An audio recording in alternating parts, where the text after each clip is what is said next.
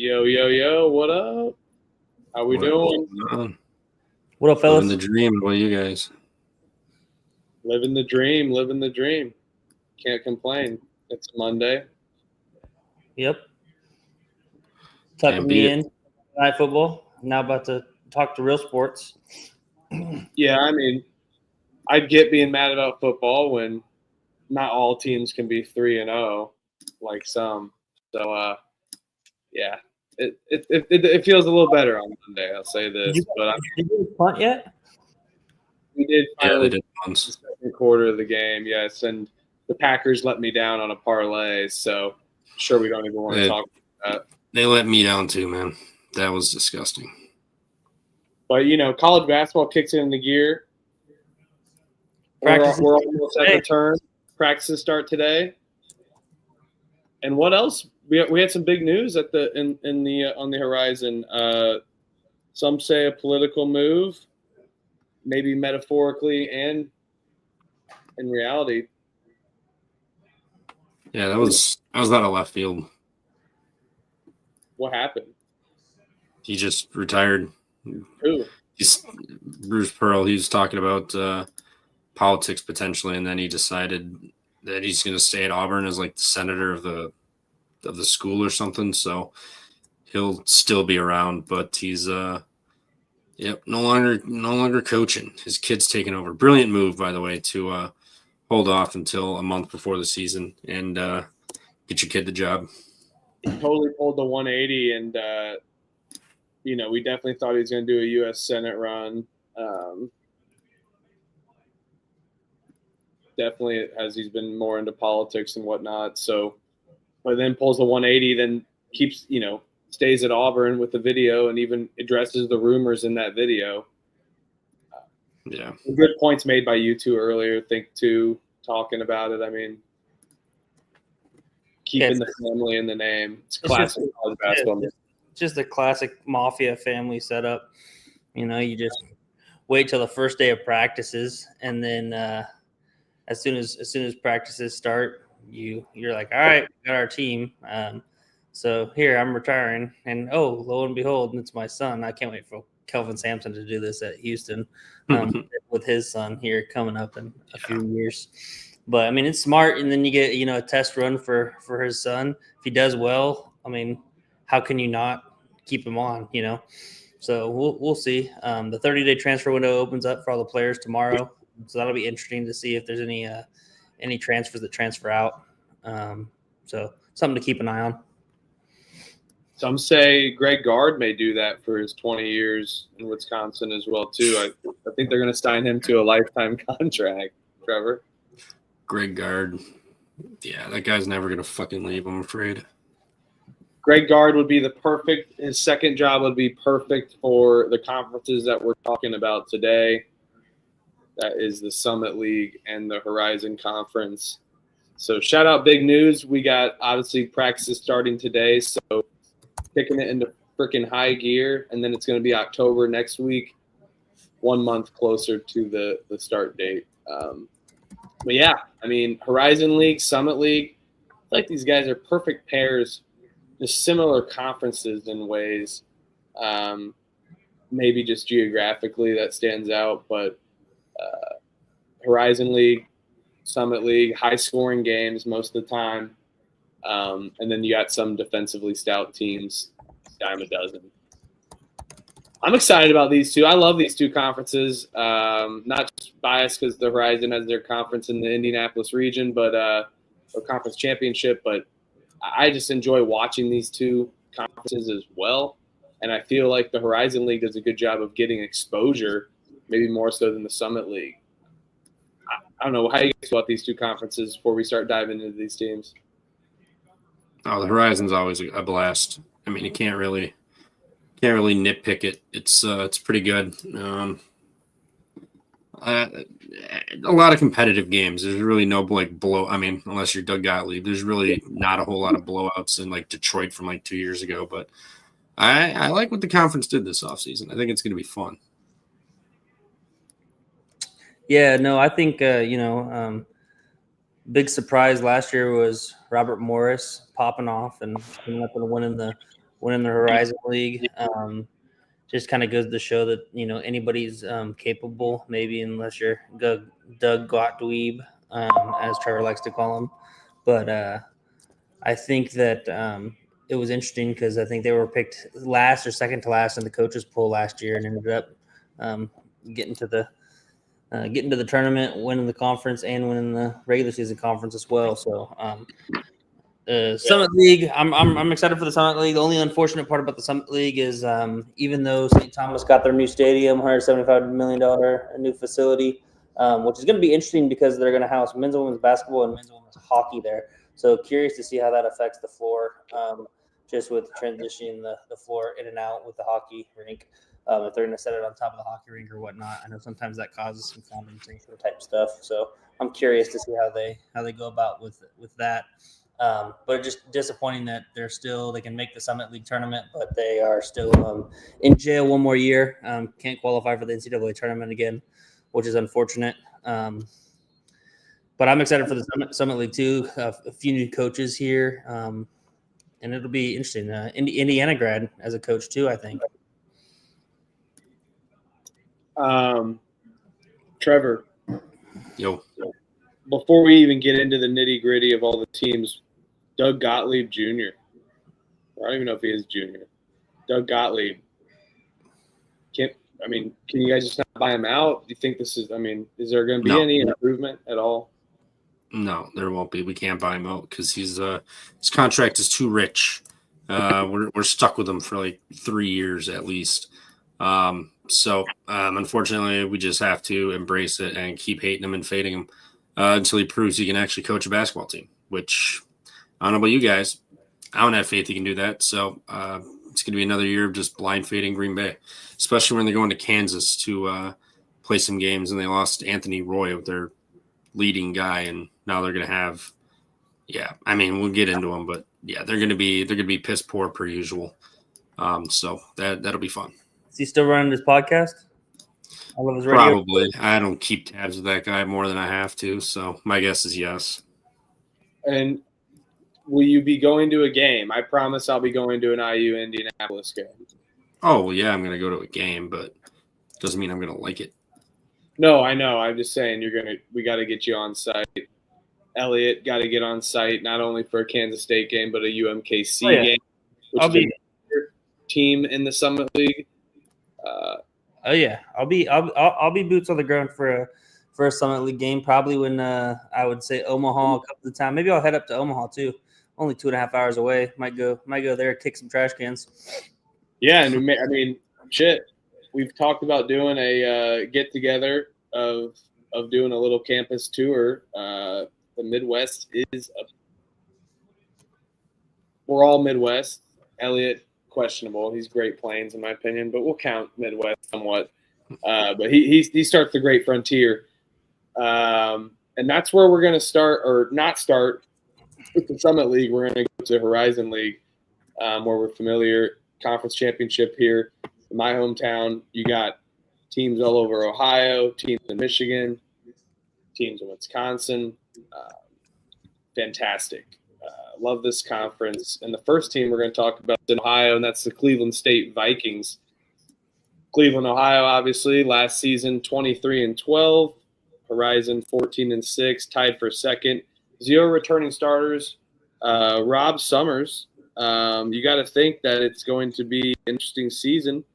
And as it's his first year, and it's going to be potentially a change of pace amongst the Cleveland State that we know, ground and pound kind of defensive style, and it's going to be more of an up-tempo offense. No returning starters, a little worrisome, but I do like what Rob Summers can bring to Cleveland State, and I think maybe even in a transition year, may not be their best Cleveland State kind of year that we know this program to have, but still is going to have some strides and play deep and win some games in the Horizon. They bring in a guard from Florida International. They bring in some JUCO colleges as well. So constant talk in these low majors about NAIA, JUCO transfers. Trevor, how are we feeling about Cleveland State and this kind of new look for the Vikings? Yeah, I'm actually pretty high on them. I know no returning starters and a new head coach, but talking about bringing Pace back to Cleveland State, and Rob Summers was the OC for Missouri last year, and we know they were damn good. And he'd been there for 5 years, so he's through the rough of it, and then he saw the light at the end of the tunnel with Missouri. So bringing that experience in, and then you bring in some talented portal guys. Which is going to be fun. And I noticed he said that they're not going to run many sets. They're just going to let the guys on the floor kind of figure it out and just do what they do best with the ball. So it'll be interesting to see how it all pans out. But I'm actually high on this Cleveland State team. I think they'll be just fine. I actually have them kind of towards the top of the conference this year. So I'm excited to see this Cleveland State team play. Yeah, I mean, it's one of those things where I think, we're going to be looking at a lot of potential overs for the Cleveland State, as you saw with Missouri last year. It's kind of a run and gun approach. So they're just going to do the whole analytic thing of they're going to take quick twos at the rim or they're going to shoot a bunch of threes. So they're getting all these guys from the D2 ranks, from the NAIA ranks. I haven't seen many of them play, but I'm assuming that they're just, kind of your typical bucket getters on the offensive side. And he's just going to kind of let the offense play loosely. And that can be good, but it can also be bad. If there is no structure and, you're down to, 2 minutes left and you got to get a bucket, run a set, things like that. It'll be interesting to see how he can operate in those types of games. We know pretty consistently that the Horizon League is a conference that usually has a lot of close games down the stretch. And so if those games are going to be decided by 5 points one way or the other, even if they're going to be a high scoring team, can they play defense and can they operate down the stretch to eke out those wins that are going to be needed to kind of separate themselves from a top 4 in the conference to like a middle tier. Yeah, great points there. They also bring in a transfer from Temple, Akron, George Washington. So playing in the A-10, playing in the MAC, and coming from good programs. So it'll be interesting to see these guys take a jump. And I feel like everything we're saying about Summers and the program they're building is happening. And the chat's popping. Thanks, everyone, for tuning in. Dan told. Sounds like Cal Poly last year. I think that's a great comparison. And then you have Hasty, my man. Always good to see you. How's the baby, Hasty? Almost going to be 1 now. Oh, yeah. How's she doing? Yeah, that's crazy. It goes fast. And what doesn't go fast is Detroit, because they've always been down at the bottom lately, even under my boy Mike Davis. Detroit Mercy, last season 8-24. Out of Detroit, obviously 4-16 in the Horizon. Snuck some wins, Trevor. I remember you were on a couple of their wins. Good calls last year. But you have 4 returning starters next year. And Mark Montgomery kind of gets a second redemption after building a little bit of something last year, at least somewhat. I mean, you still got love. I mean, he ended up retaining Lovejoy, as we know. Trevor loves and has many joy betting Lovejoy, and maybe Detroit, the familiarity is good and the continuity is good, staying into the second season under Montgomery. Trevor, how are we feeling about the Mercy? I think they're going to be solid. I mean, for Detroit standards, returning 4 starters, most in the conference, so that's always a huge plus. And then retaining Lovejoy, big thing. And they took decent steps last year. I know it's Detroit, so it wasn't a big thing, but they had 1 win the year before. They won 8 last year. Now you're returning 4 of those starters.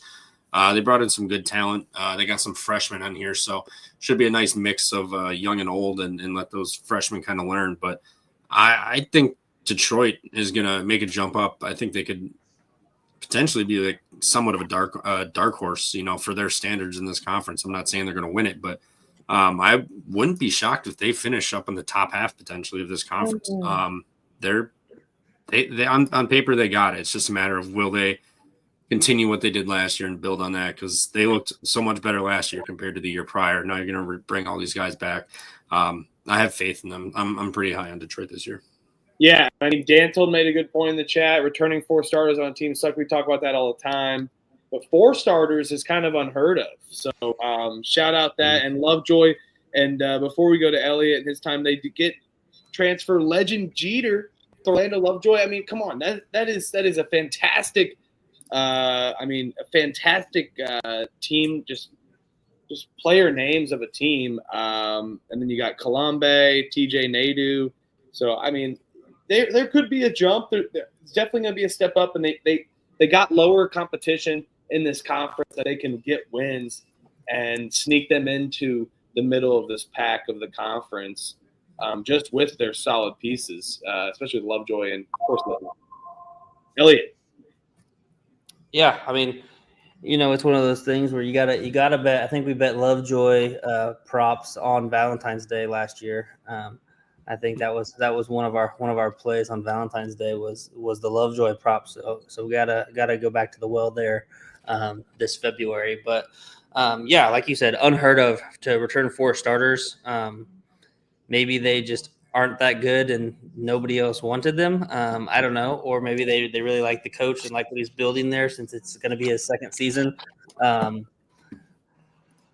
Maybe for me, it's one of those things where I think that they're going to be okay. I don't think that they're going to be. I mean, they're going to be competitive, but in the likes of the top, 6 in this conference, I don't think they'll be necessarily competitive. I could see, maybe an upset of one of those top tier teams and a 3-person court storming rather than the 1-person court storming like we had last year or the year before. I can't remember when that was, but I do like that they return 4 starters. Legend Jeter, I think Trevor, that was on your all names list, I believe. Can't remember which team, but yeah, I think they could definitely finish above the likes of a few, IU, Indy, Green Bay, things like that. And we'll see what Mark Montgomery can do in his second year.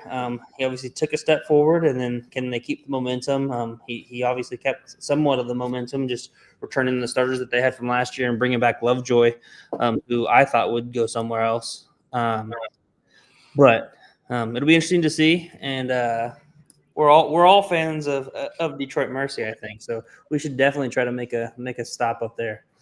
Yeah, I mean, you 1 year removed from starting, then you have a whole year under your belt.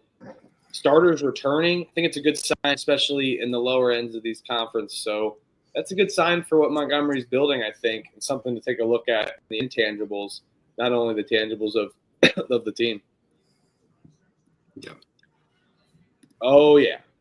Trevor, Oh. you go ahead and read the slide. Derrick Henry with a fumble. Fumble Rooski. Thought that was a replay. Anyway. K-State or DJ Reed with that recovery, though. Let's go. Oh, he did just – no, there goes my under. Sick. Is Green Bay playing or no? We know Green Bay lost this week because he's got the Brewers hat on. We just clinched the Central, man. We just clinched the Central. Shout out the Brewers. 11 units on that alone. Live. Only to lose in the first round. That's going to be tough. That's impossible because we're not even going to be in the wild card. So next. But no, Green Bay. You bring back 3 starters. Anthony Roy's gone, like 26 points a game, 5 boards, 3 assists. He basically put up all his numbies and then said he had a foot injury and then just went elsewhere to Oklahoma State. But decent amount of the roster's back. They brought in some freshmen and portal players, so that's should be fine. But at the end of the day, it's got to be coaching. So until he can actually put something together and prove that he can actually coach a basketball team, I have no faith in this team. Bottom of the barrel in this conference. This will be another team we are looking to fade yet again, big time. Yeah, I mean, you have Doug Gottlieb. He's kind of doing the double job situation. Where is all his focus at completely? That's the question at hand. Elliot, how are we feeling about Green Bay? Probably going to lose to another D2 team. Shout out Michigan Tech from last year. I was following Trevor and Sue. We made a decent amount of money, just literally fading Green Bay for like a 20-game period, and it was very profitable. how can you? It's just one of those things where it's like, how can you be a college coach and then have like a separate second job and then expect that your program is going to be able to take steps forward when you're not putting in the effort that you expect your players to put in the effort? It just it blows my mind, and I don't really have high expectations of this team either, unless we see a change in Gottlieb, which obviously all signs point to. We're not going to see any sort of change. And so I'm with Trevor. I think they're going to be cellar dwellers again here in the Horizon League, and it's going to be another dreadful season.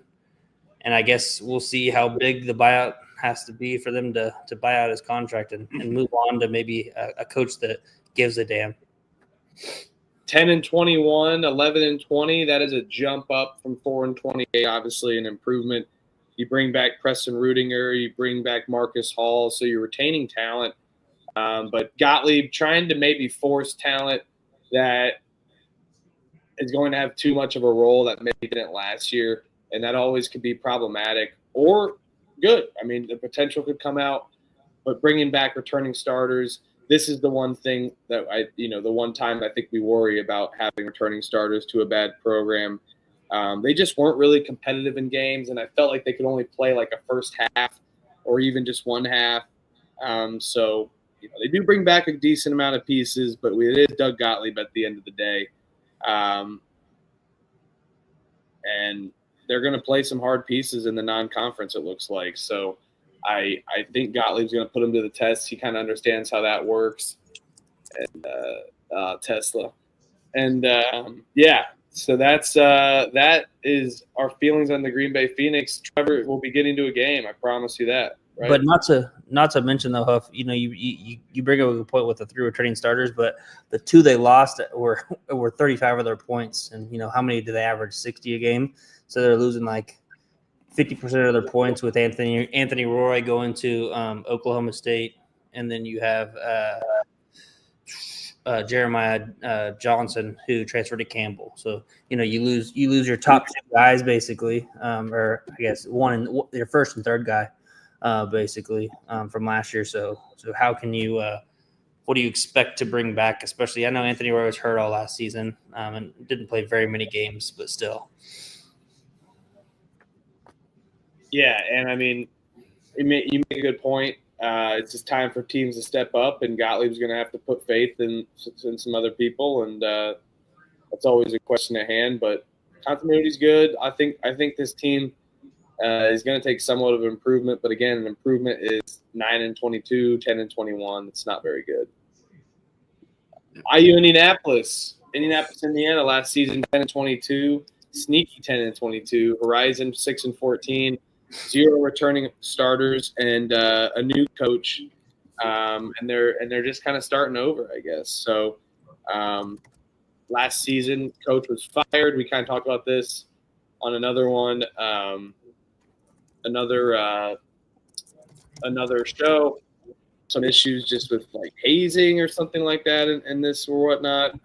But Ben Hallett brings in a new little pace, a new little up-tempo offense to IU Indy with a lot of new starters going in and a lot of new faces, even bringing over from his West Liberty team as well on the D2 points, also bringing in Jackson Edwards from St. Bonaventure. So some decent pieces that are also been able to play in D1.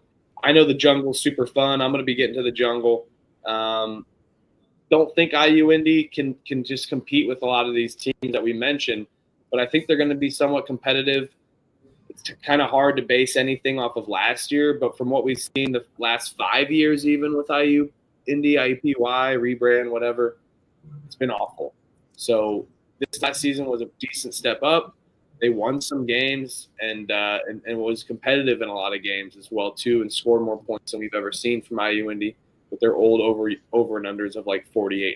So yeah, I think this team could be competitive, but I don't see them squeaking out every game possible and executing. So, but yeah, catch me there on site for sure. Elliot, how we feeling? Yeah, I mean, this IU Indy kind of it kind of seems like they're trying a cookie cutter method with Drake bringing over the coach from Northwest Missouri State. And then him bringing all of his kind of D2 guys after all the success they had at the D2 level. And you saw how that translated pretty well for Drake with Ben McCollum there. But, you know, it's pretty impressive. You look at his resume, Ben Hallett's resume. He was West Virginia based D2 program, 8 conference championships in his 8 seasons there coaching for that team, included a Division II runner-up finish in the 2023 season. So pretty impressive resume. And like you said, he brings a lot of those guys from his West Liberty team. So I think, you know, on a scale, this could definitely be kind of a good success to that cookie cutter approach with Northwest Missouri State getting rid of Ben McCollum and Ben McCollum going to Drake. And now obviously you see him took leapfrog there and go to Iowa now. So I'm actually excited for IU Indy this year. I can't wait to see what they got. I'm curious to see, you know, maybe you can go to a game early on the season, kind of see what they look like up close and personal, and just kind of see how he coaches, see his approach. But I think there's going to be a big buy-in. There's going to be good continuity even in that first season. You know, you expect with 0 returning starters for there not to be continuity. But then you got to remember, you know, he's got three of his starters and then maybe 2 or 3 other guys that came off the bench for West Liberty. So in reality, he's returning, you know, 3 starters from his team and then having a couple guys on the bench. So I like IU Indy here. I expect them to make the Horizon League tournament this year, actually. So I'm not necessarily high on them, but I think they're definitely going to take a step up in this first year's in Ben Hallett's first year here. Yeah, I'm with you. I kind of like this team. Like I put in my notes too, like this is just similar to like McCollum coming up from Drake and whatnot. No, I'm not saying like the talent is the same or anything like that, but same style, bringing in you're successful in the D2. Now you're going to bring back your some of these guys that were with you there, like 3 or 4 of them. And then the talent they got too, which was pretty good. I mean, they got some great D2 players. So coming into the Horizon, I think this is a better conference for them to jump into and have success with, especially given how like bad the talent is at the bottom of this conference. You know, Robert Morris losing everybody, Green Bay being Green Bay, Detroit Mercy. We're not sure how that'll be. That could be horrible or it could be, you know, quietly impressive. So I have IUND, you know, not at the absolute bottom, but I have them, you know, making an improvement. I think they'll be solid coming in here. So generally, like D2 coaches, especially if they bring their roster, majority of it, they've come on pretty strong into the conference they step up into. So I don't hate IUND this year. I think they'll be a better squad than last year, but I don't think they're going to be contending for anything. You know, like you said, they may be in games and then all of a sudden at the end, closing games out could be a bit of a struggle, but I still think IUND is going to be much better than what they were. You're definitely going to have a significant change in pace between Ben Hallett's coach team and then from IUND last year, 306th in pace last year, I think, something around there. So they were one of the slower teams. I think that the change in pace and just playing faster is really going to help them compete in this conference a little bit better because it's been more up tempo.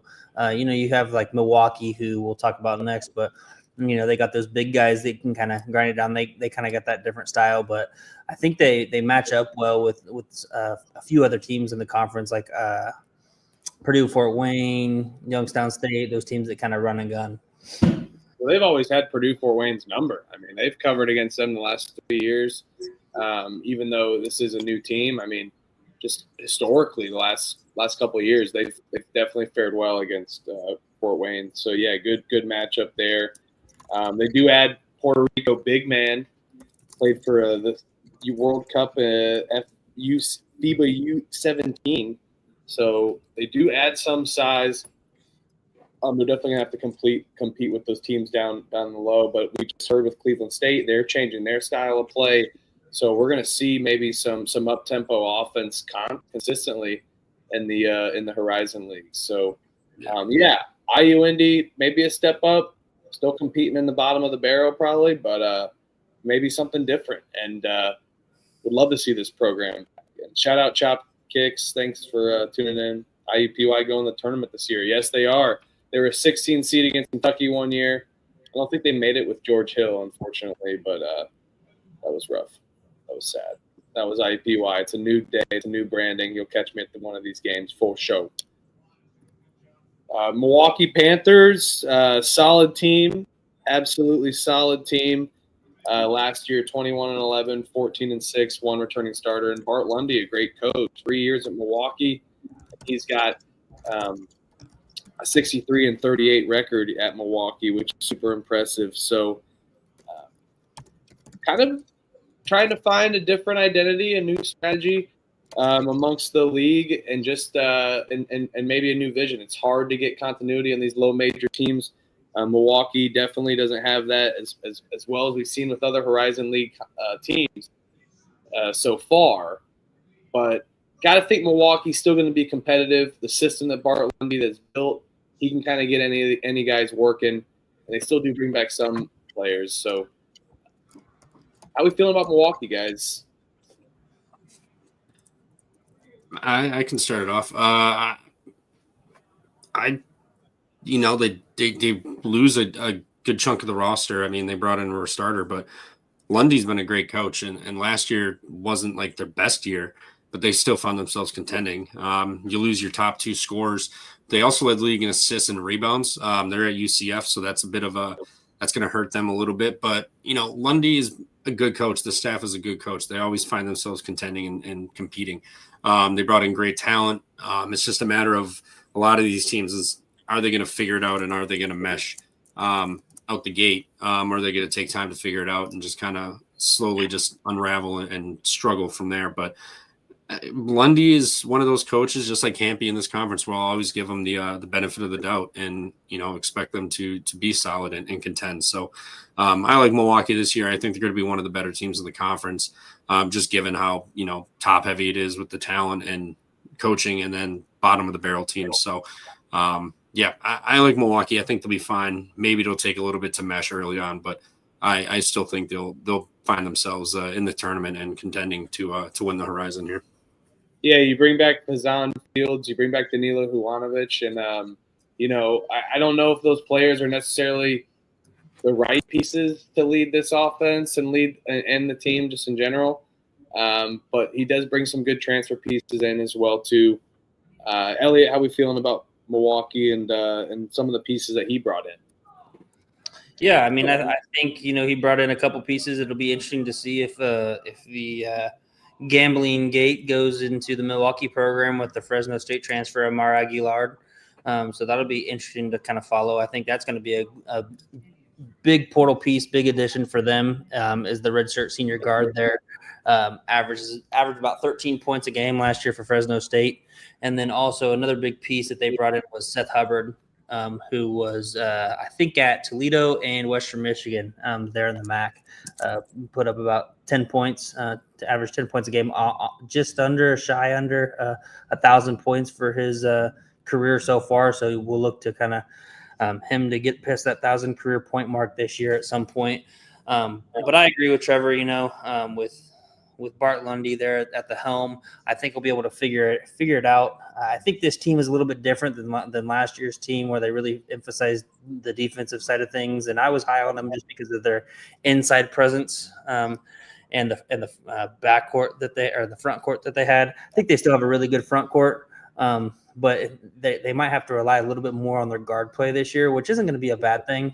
So I expect them to still be near the top of the conference again, just as Trevor had said. So, yeah, and I mean, you have depth in the front court. You bring in Tate McKenzie, Saku Kane, Chandler Jackson, some random just big men in the 6'10", 6'9" region.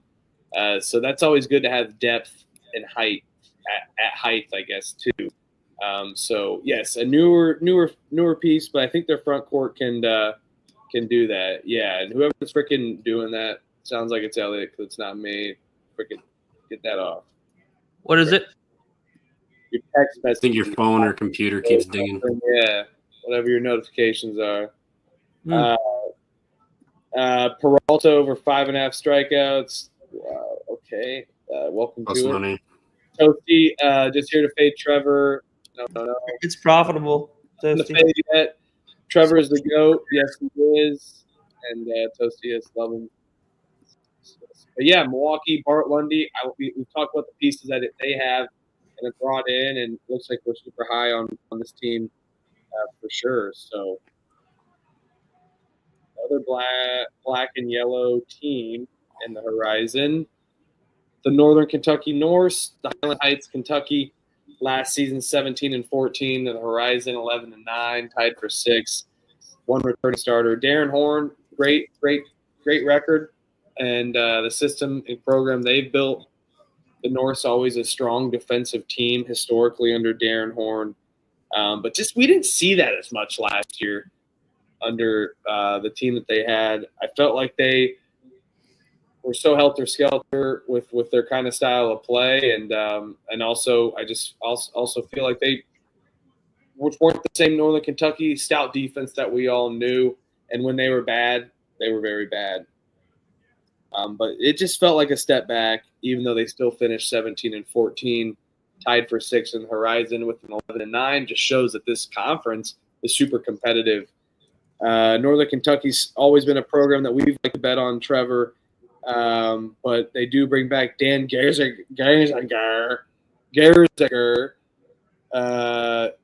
That is a tough thing to get. Gerziger. LJ Wells as well. So good pieces that they bring back. You also bring back some role players as well. How are we feeling about Northern Kentucky, Trevor? Ball game. Yeah. Ball game.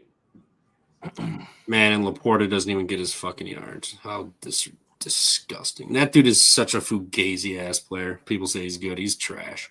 Northern Kentucky, you brought 5 transfers, only 1 from D1. You get 2 D2s, an NAIA, and then a JUCO transfer. So that's already kind of like a red flag a little bit for me. That Vincent kid, they're appealing his a redshirt year or something. They're saying it was a misdiagnosed knee injury. So now they're going through that with the NCAA trying to figure that out. But 2 other returning players from last year's roster. There is some talent on paper coming into this team via the portal there, but it's D2, it's NAIA, it's JUCO.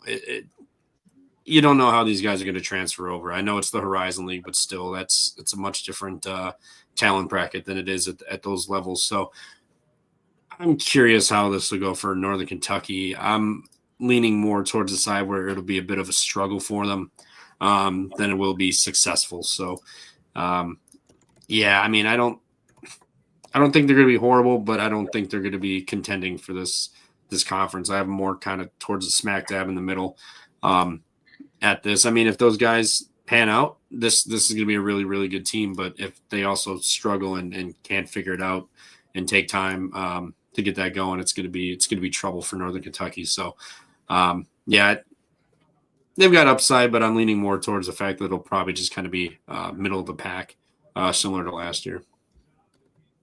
E-money. Yeah, it was interesting. Last year I think they came in. They were ranked 3rd in the coaches poll, preseason coaches poll, and they dropped all the way down to number 7. Oakland came up and got them. I know 11-9. As we see in a lot of these conferences, that middle of the pack 5 to 8, 9 is decided by one game potentially. But I think a lot of this relies on the Sam Vincent news. Really, he's been a solid guard for them for the past 3 years. Averages over 33 minutes a game. So if he gets that waiver and is able to play in his final year here, I think that's a big get for them, and that can maybe kind of decide whether they're going to be a team that's 4th or 5th in this conference versus a team that's 7th or 8th in this conference. I know a lot of it's not dependent upon one guy, but I think he's kind of a glue guy to that team that's been there. He's seen what Northern Kentucky, how they operate, how they back a couple years ago when they were really good. He's been through. He's pride of the program, and so it's one of those things where I think. I think it depends on if he gets he gets that eligibility, how good they will potentially be. Trevor makes a good point in just saying that, they're bringing a lot of guys from a lot of different areas trying to mesh together. Typical kind of your transfer portal team. So it'll be interesting to see how that all fits together. I think they're going to be able to shoot some threes. Looks like they're going to be adding some shooters to this team, which I think was what Northern Kentucky was lacking.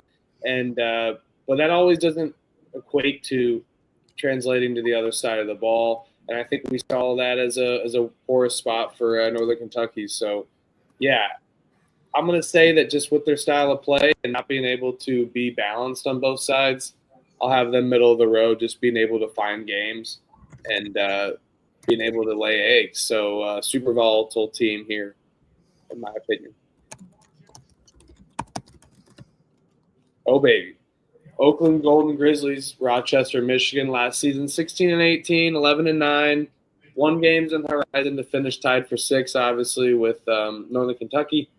1 returning starter, Greg Campy, 719 and 533. Very impressive record, 41 years. We love this Oakland team. And even at the start of this pump fake pod, we kind of called them out early, no, Trevor? And definitely found some love for Greg Campy, and soon enough that led a year later into them being a Cinderella team in the NCAA tournament. So kind of a rebuilding year last year for Oakland, but Greg Campy always able to produce good teams, but that record speaks for itself. And they always play a competitive non-conference as well too, so it's not like they are always just playing cupcakes to get easy wins. Elliot, how are we feeling about Oakland and the Campy? I mean, I think it's just incredible, 41st year as head coach at a D1 program. I mean, that's just hats off to him for the commitment, for, remaining loyal to that school and just pouring into all those kids and all those athletes over 40-plus years. He's one of those guys that you got to root for. In terms of, you want to see this team have success just because of all the work and all the good that Campy's done for the game of college basketball. But it was interesting because last year, it wasn't really necessarily like a typical Campy team. They tend to play a lot slower than usually is up-tempo pace where they shoot a lot of threes. And they lack shooters, I think. Yep. Yeah, they lack shooters, and they have that up-tempo pace. I think they're going to try to get back to that where they've brought in a couple.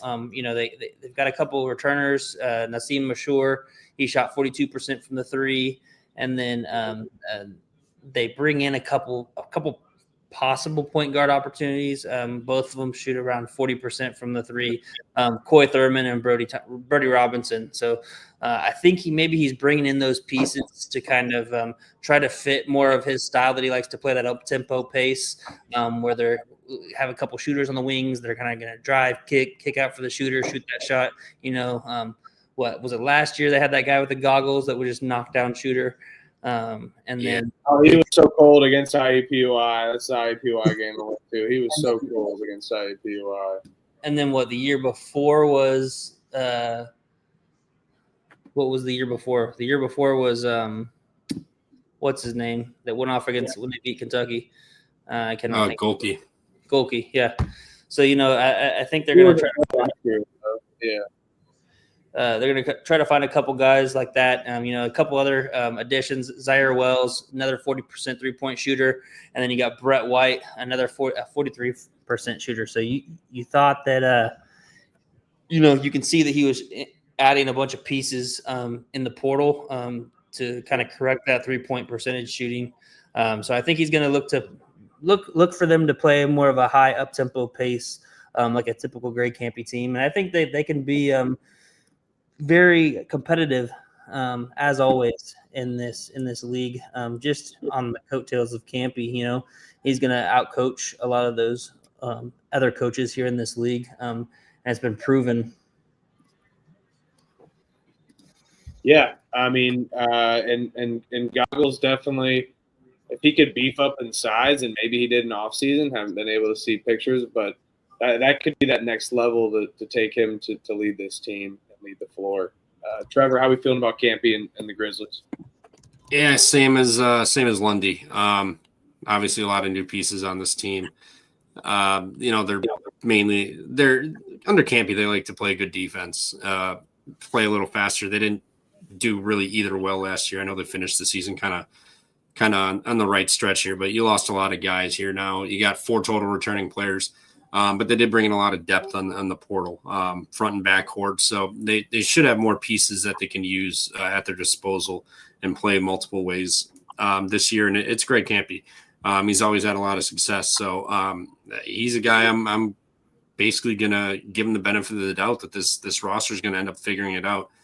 Maybe they'll start slow like last year, but I still think that at the end of the day, Campy's going to have this team hanging around, top 4 or 5 in this conference, at least at worst.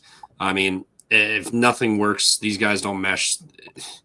Could be a rough year, but Greg Campy's such a good coach. I'm going to give him the benefit of the doubt that they'll figure it out and they'll be contending towards the top of this conference and have a better year than they did last year.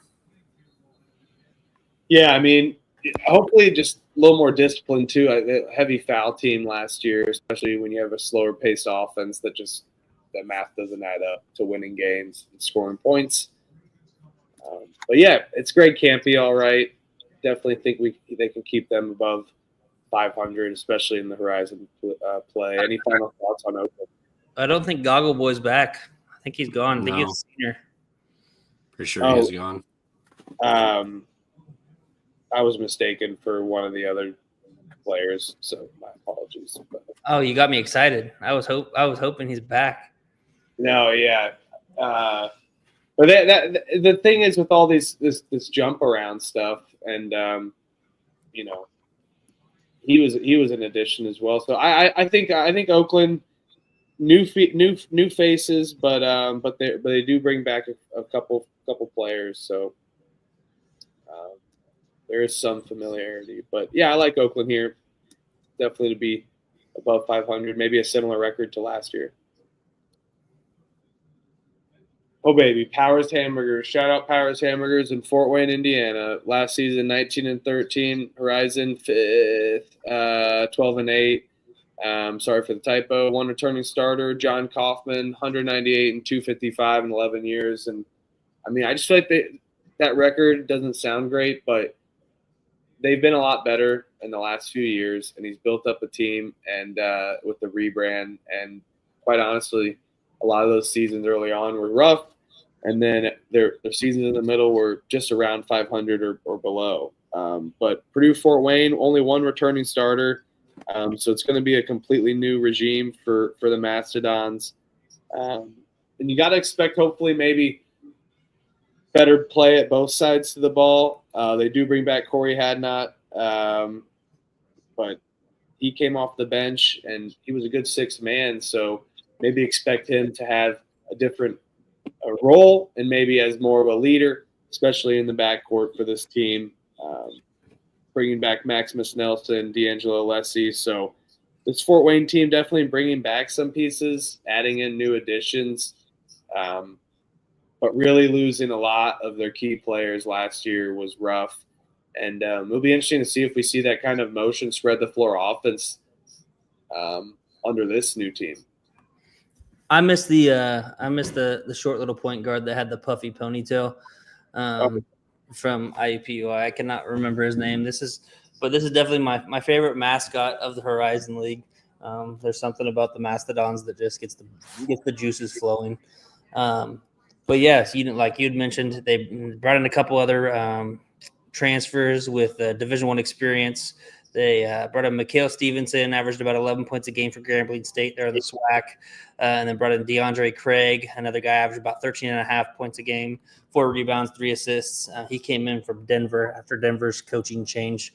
So it'll be interesting to see, how those guards can kind of translate to that type of up-tempo offense that Coach Kaufman runs there at IUPUI. And I would expect them to continue to be, one of the teams that is a high-powered offense that puts up, the 80 to 90 points like they're known for there in the Horizon League. My man Trevor. Yep. Yeah. Our one returning starter, so that's tough. But they did go and get a decent amount of size in the portal to kind of help out a little bit. Not like they got a bunch of big men, but they added a little bit of size there to help on the glass because they got absolutely murdered. If their shot didn't go in, they weren't getting a rebound. They were brutal on that end of the floor, both ends in that aspect. But they're an efficient offense, always have been. It was the 8 of 11 years.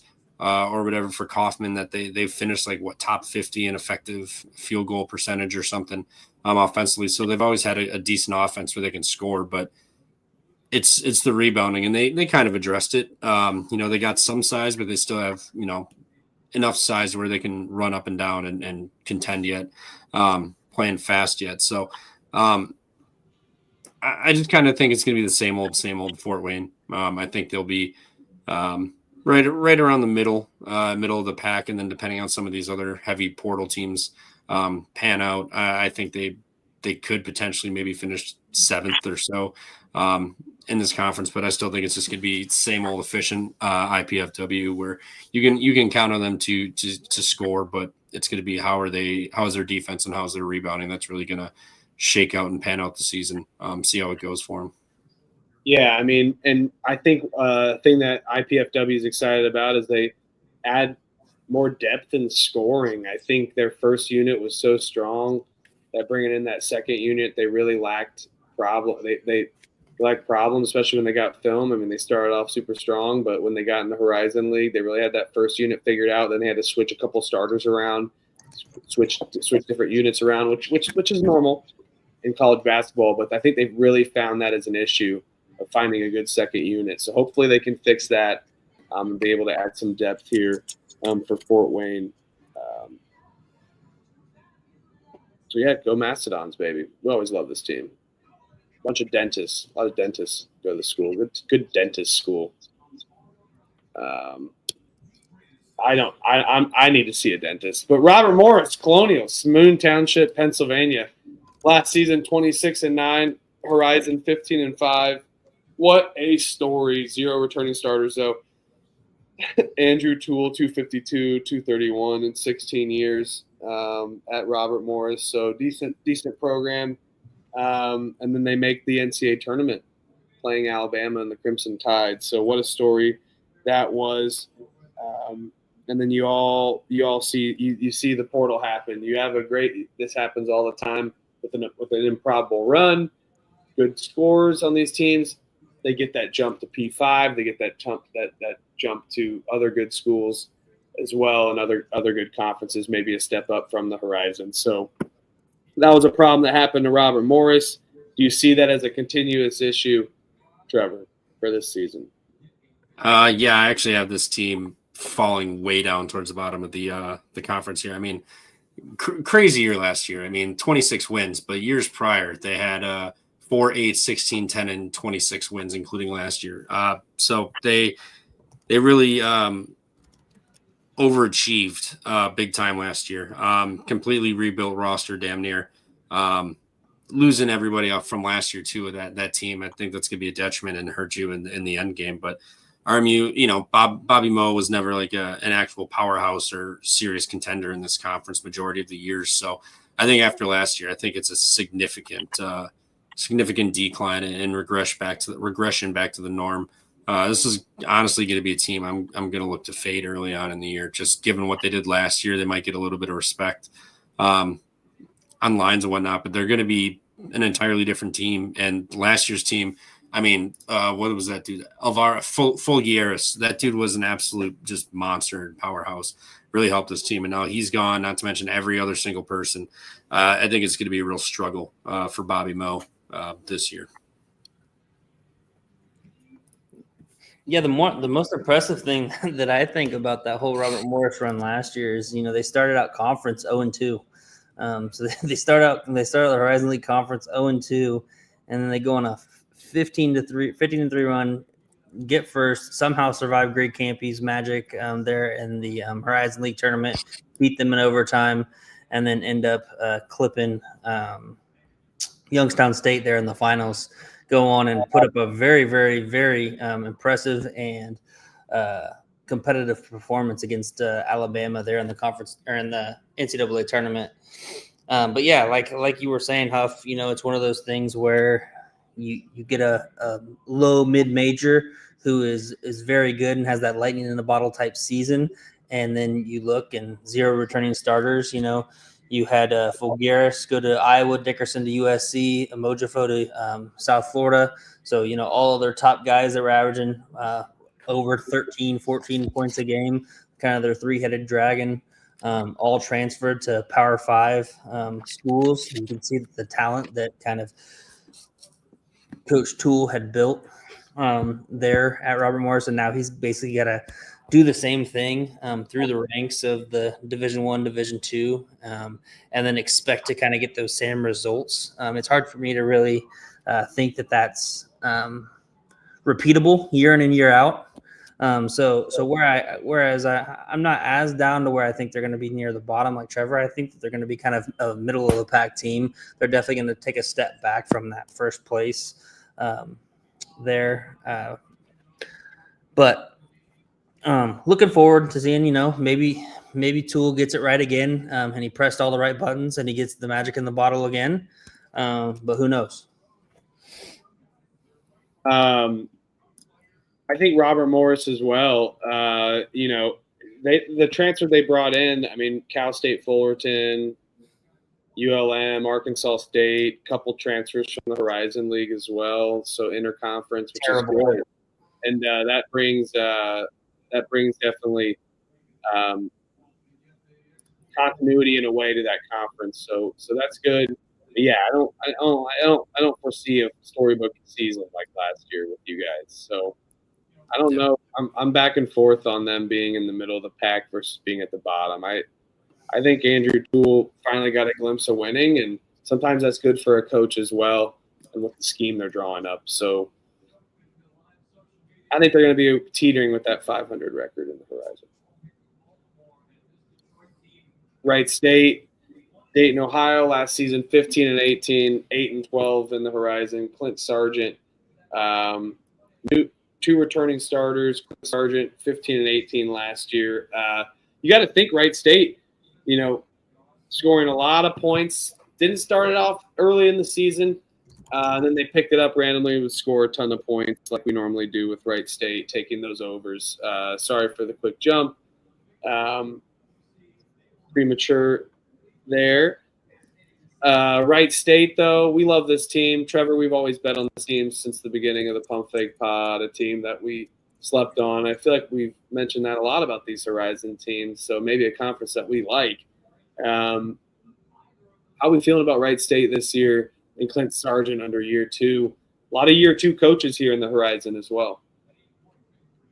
Yeah, 2 returning starters, so nothing crazy there, but that's still kind of second or third most in this conference. A lot of new faces around, but they were bad defensively last year. That was kind of like an outlier for them. They had been fine, and that kind of kicked their ass a little bit last year, but they were still a good team. And they attacked the portal. They got a bunch of guys that can help out in that aspect. So it's just a matter of, is the defense going to figure it out again, and the offense keeps it going, or is the offense going to struggle? The defense picks up. Maybe both do. Who knows? We'll figure it out. But given the conference and there's not a whole bunch of huge big guys and whatnot in this conference, I think Wright State, if this team clicks, this could be like a dark horse contender potentially in this conference. I think they have the depth and they have the size, front and back court to really contend. So if it meshes well, I think they'll be pretty damn good. If they struggle and they can't score, their defense is still bad, it's going to be another kind of middle of the pack year for Wright State. But I still think if everything gets going, I think this is honestly a team that can contend to win the Horizon League, given how much fresh faces and new blood are into this conference, whether it be coaches or players in the portal. So Wright State, I have them about kind of smack dab in the middle. It's my ranking, so I reserve the right to adjust based on how I see when the season starts. But I don't mind this team. don't mind this team. On paper, I like what I see. So it's just a matter of how is it all going to come together on the floor. So hopefully it goes well. And I might take a stab at them to win the Horizon, a little preseason future here. And you got to think, you bring back players, 2 returning starters, and also a couple bench players from last year to take that next step. TJ Birch from Ball State as well. So I kind of feel like I have to root for this team in a way, somewhat. But he left Ball State, so screw him. Get out of there. We don't care, actually. I don't feel any resentment or any I'm so tired. Sorry, long day at work today, but I don't feel any attachment to that person if they left them. But yeah, bringing in a Stephen F. Austin transfer, so another good program switch, and they brought in size like you mentioned, Trevor. So Elliot, how are we feeling? Yeah, I mean, as you both have mentioned, we know how good they are on the offensive end. But it's, how good can they be on the defensive end is really going to kind of allow them to take a step forward this year in the conference. 8-12, that was their worst conference record in a decade. So I expect them to try to make the changes, the appropriate changes on defense. And that's definitely seen with Coach Sargent bringing in the MAAC Defensive Player of the Year, Brian Etumnu. Brought him in. So I think you can see with all the kind of the pieces that they brought on the portal. They brought in guys, TJ Birch, like you had said, from Ball State, but then also Dominic Pagonis, another kind of longer, big, lanky guard. They brought in some pieces there in the portal to kind of help fill that gap on the defensive side. So really, my opinion is, we're going to see how well this Wright State team can be on the defensive end, and if they're able to be something on if they're able to be formidable on the defensive end and just even take a small step up defensively, I think that they can really change things around and be top at the top of the conference possibly. So yeah, it's all going to depend on the defense for me.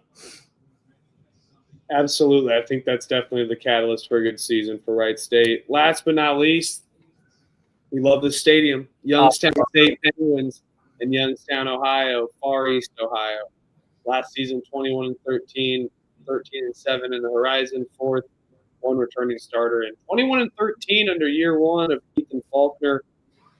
Faulkner definitely had the pieces, kept some players for Youngstown State, had some good transfers, and you only bring back 1 returning starter.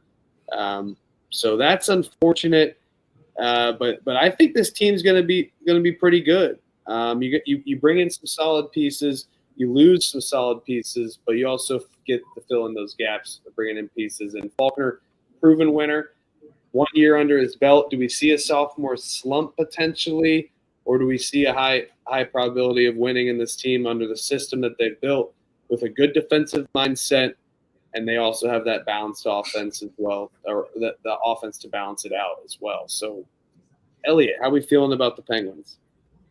Yeah, I mean, Beagley Center, always rocking there. I love watching the games.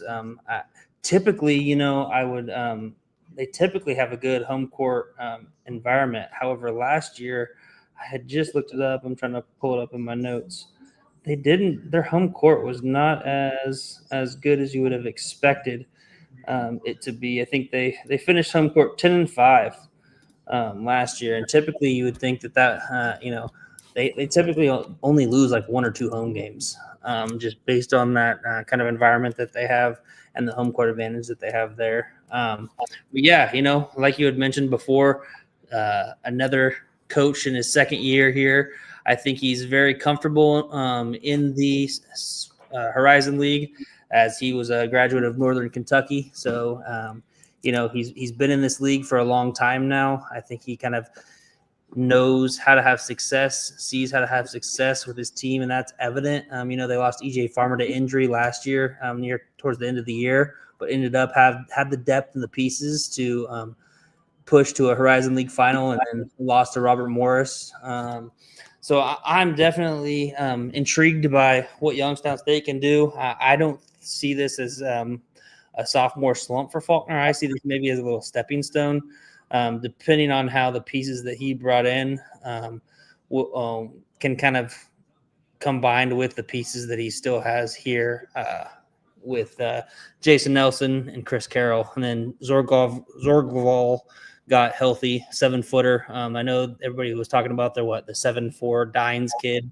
But I think the 7-footer that they have back, Emmanuel Zorgval, I think he's a better all-around player than Dines. So the fact that they got him back from injury is going to be key to their season 2 as well. So, yeah, transfers from Elon, Houston Christian, UT Martin, and good transfers as well. So transfers galore on Youngstown State, but I think that's a good thing because they have one of the most depth in the Horizon League. Trevor, take us home on Youngstown State as the final team. Yeah, I like this team. Brought in a lot of depth, front court and back court, and a lot of experienced guys that actually started games and played in games last year. They don't got some bench guys that played in games, but they got starters, which I think is a huge plus for them. And defense and offense, if they can, if their offense can take a step forward from where it was last year, like it kind of struggled a little bit at times. If they can maintain the defense that they had, maybe even be better given who they brought in, and if their offense can click a little bit, I think this team could be dangerous. Youngstown always kind of hanging around there, but I think this is a team that could take a step forward. And like Elliot said, this not a sophomore slump, but a step forward potentially for Youngstown. So I like this team. I got them towards the top in my my ranks for this conference. So I'm high on Youngstown this year. I think they'll be a solid team. Yeah, and like you had mentioned, Trevor, they definitely were struggling offensively, and I think a lot of it was shooting the ball from the 3, particularly. They struggled in the non-conference, especially. But the pieces that they added there in the portal should kind of be a key to kind of change that. They brought in a couple guys, that UT Martin transfer that Huff had mentioned, shot 37% from the 3. D2 transfer Cam Pollock, he's a guy that was about 36% 3-point shooter, shot 230 last year. So, I think they brought in some guys that can shoot the ball to hopefully help them on the offensive end that they had struggles with last year. All right. Yeah, I'm high on Youngstown State. They're definitely going to be in my top 3. And speaking of that, we got the Horizon League finished. Top 11 can go starting with 11 Thunder. How we feeling from the cellar dwellers in the Horizon? We kind of talked about the few, so I think we're going to see a similar amount of teams in those bottom 3-4 teams, but you never know. Some surprises as well from the Pump Fake Pod, always on these previews. So, Elliot, you can kick us off. We'll go middle to. Yeah. So bottom cellar dweller, I mentioned it before, foreshadowed it when we were kind of going over the conference preview. But I'm going to go with Green Bay, Doug Gottlieb. I just don't think you can be a coach and have another 2 basically full-time jobs and then expect your players to buy in and give the same effort when you can't even give 50% of your effort to your team. So I've got Green Bay at number 11. Trevor. Yeah, Green Bay. Trash. This is going to be just auto fade team yet again. I'll add to the board list. So curses normally happen when we all have the same picks. It's in the pregame shows, but nope, or not our pregame shows, but just in general. But I'm going to add that as well. Doug Gottlieb. Enough said. Can't have 2 jobs there. Elliot, number 10. Yeah, so number 10, I am going to go I've been kind of debating this one, but I think I'm going to go and actually say that Detroit Mercy is going to be number 10 for me. Trevor. I got Bobby Moe.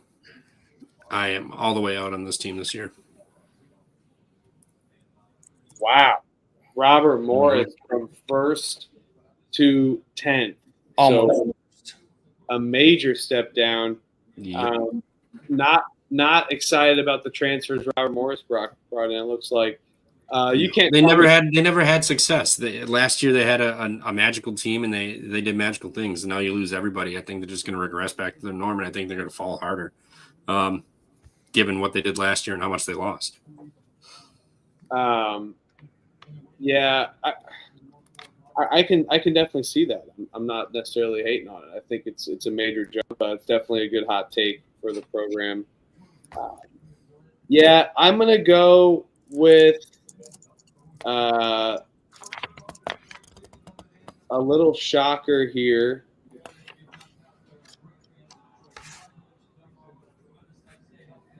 No, I'm not. I'm gonna go with IU Indy. I think we see a step up, but I see them lacking being competitive, just like on the terms of both sides of the ball, but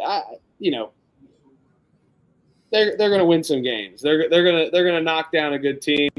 They're gonna have some good strides, but prove me wrong. Finish 8th, IU Indy. But that's my 10th pick.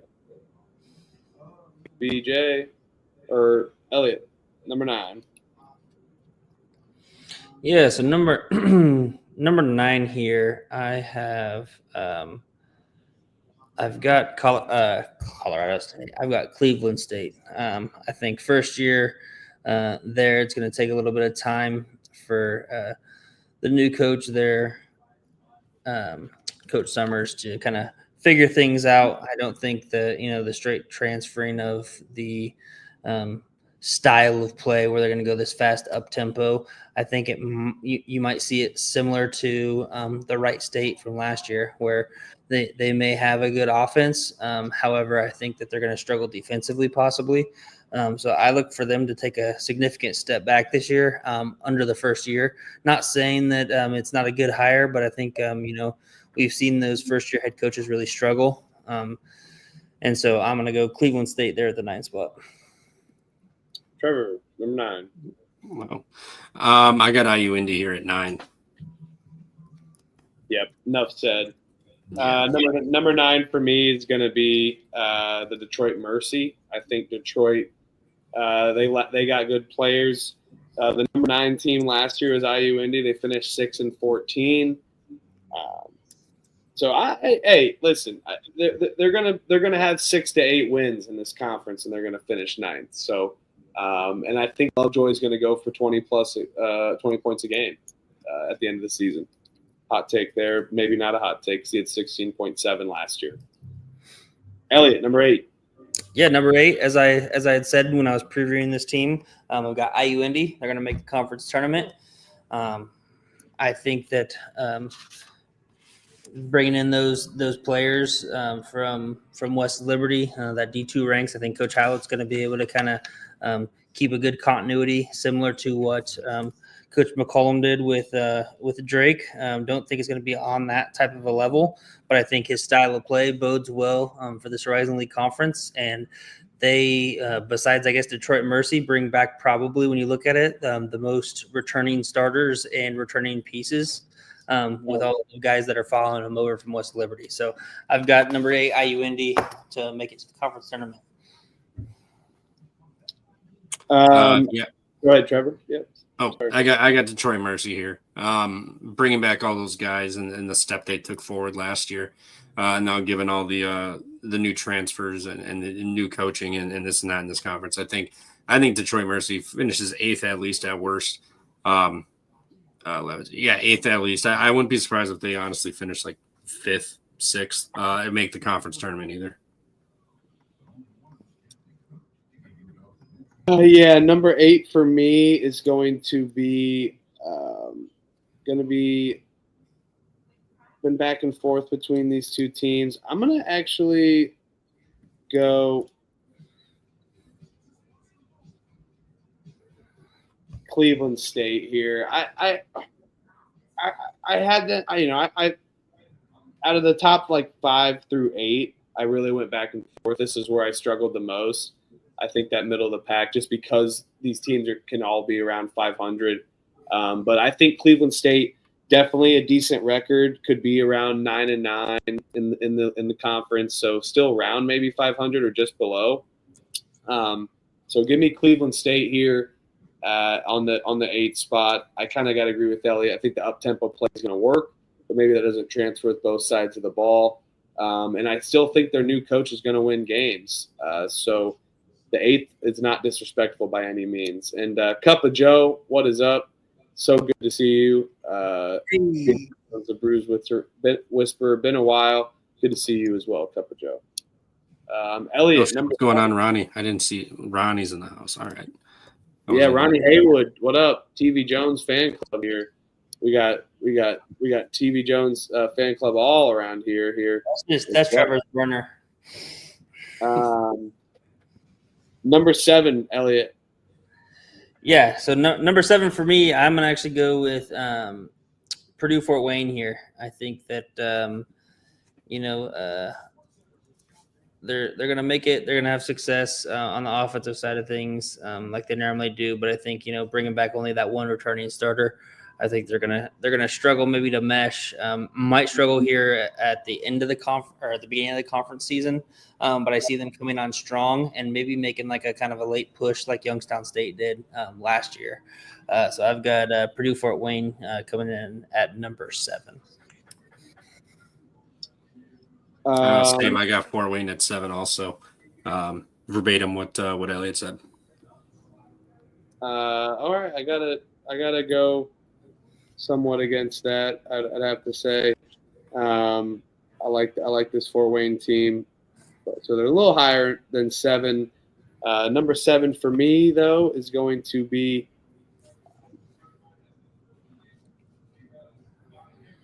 Wright State. I think Wright State's a good program. They lack the side of the ball on defense, and I need to see it. I still think they're going to be able to win games, but similar analysis with Cleveland State. Can they? That's always leads to volatile basketball. So, like I said, I went back and forth with these teams in the 5 through 8 slot. So Wright State 7. Elliot, number 6.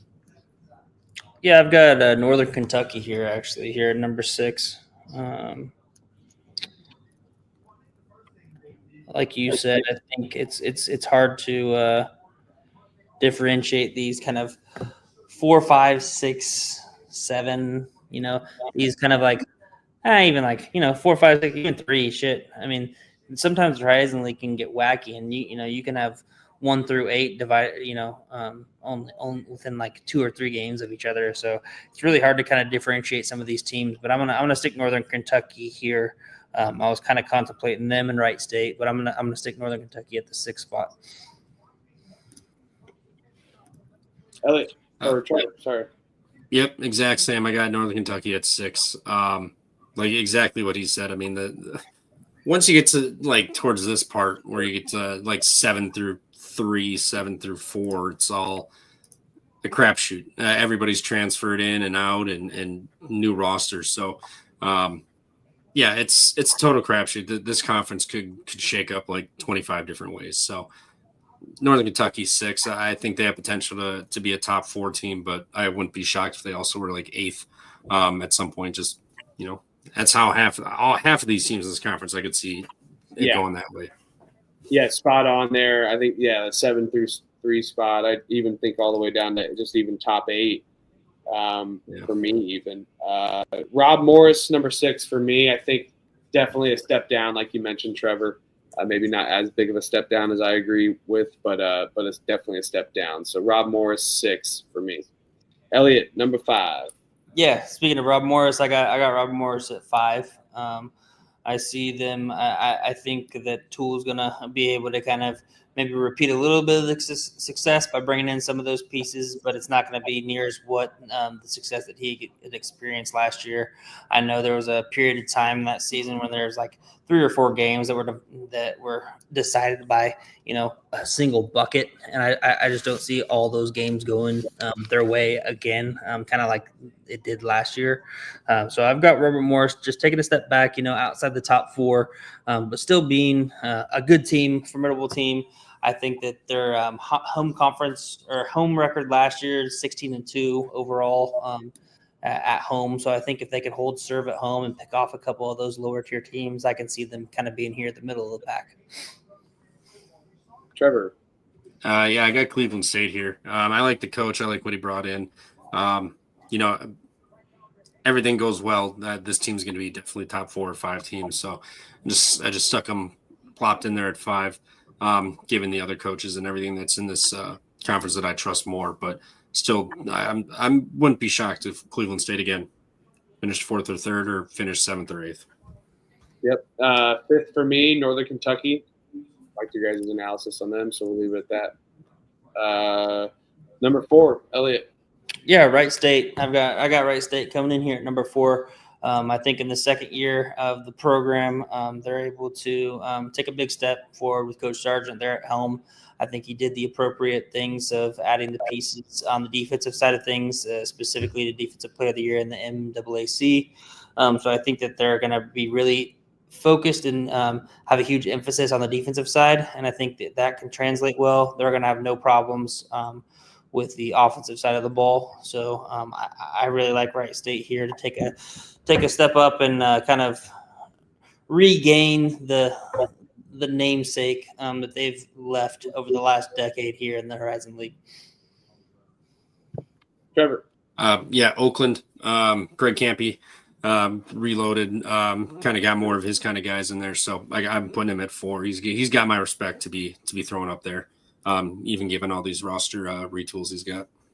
I'm actually going to switch Wright State and Robert Morris. I'm going to put Robert Morris 7th and Wright State 6th just because I was going back and forth on Wright State the most. So that is going to be my switch there. You'll see it in the predictions on our Twitter. Number 4 for me is Purdue Fort Wayne. I think having a top scorer in the conference is always a good thing. And maybe they don't, and then they also added more depth to the team as well. So even with returning or losing pieces. So number 4 here, Purdue Fort Wayne. Elliot, number 3. Yeah, number 3, I'm going to go with Oakland here. I like Greg Campy. I like what he's done. I like the pieces that he kind of brought in, more of that shooting prowess. And I think that he's going to try to rely on kind of more of his style of play. Last year was definitely not that, with that slower pace that he played. So I think he's going to look back to getting into his style of play that he likes, that I think bodes well in the Horizon League. So I expect them to be at the top of the conference amidst all these younger coaches in their first, second seasons. I think Campy can kind of be a master class and win Oakland a few games that they probably shouldn't win. Trevor. Yeah, I got Wright State here. I like everything they brought in. I like them being able to reload defensively, which was their struggle. So I think Wright State, I got it 3 too, because I can see them winning this too, this conference. Out of all these portal teams, I like Wright State the most.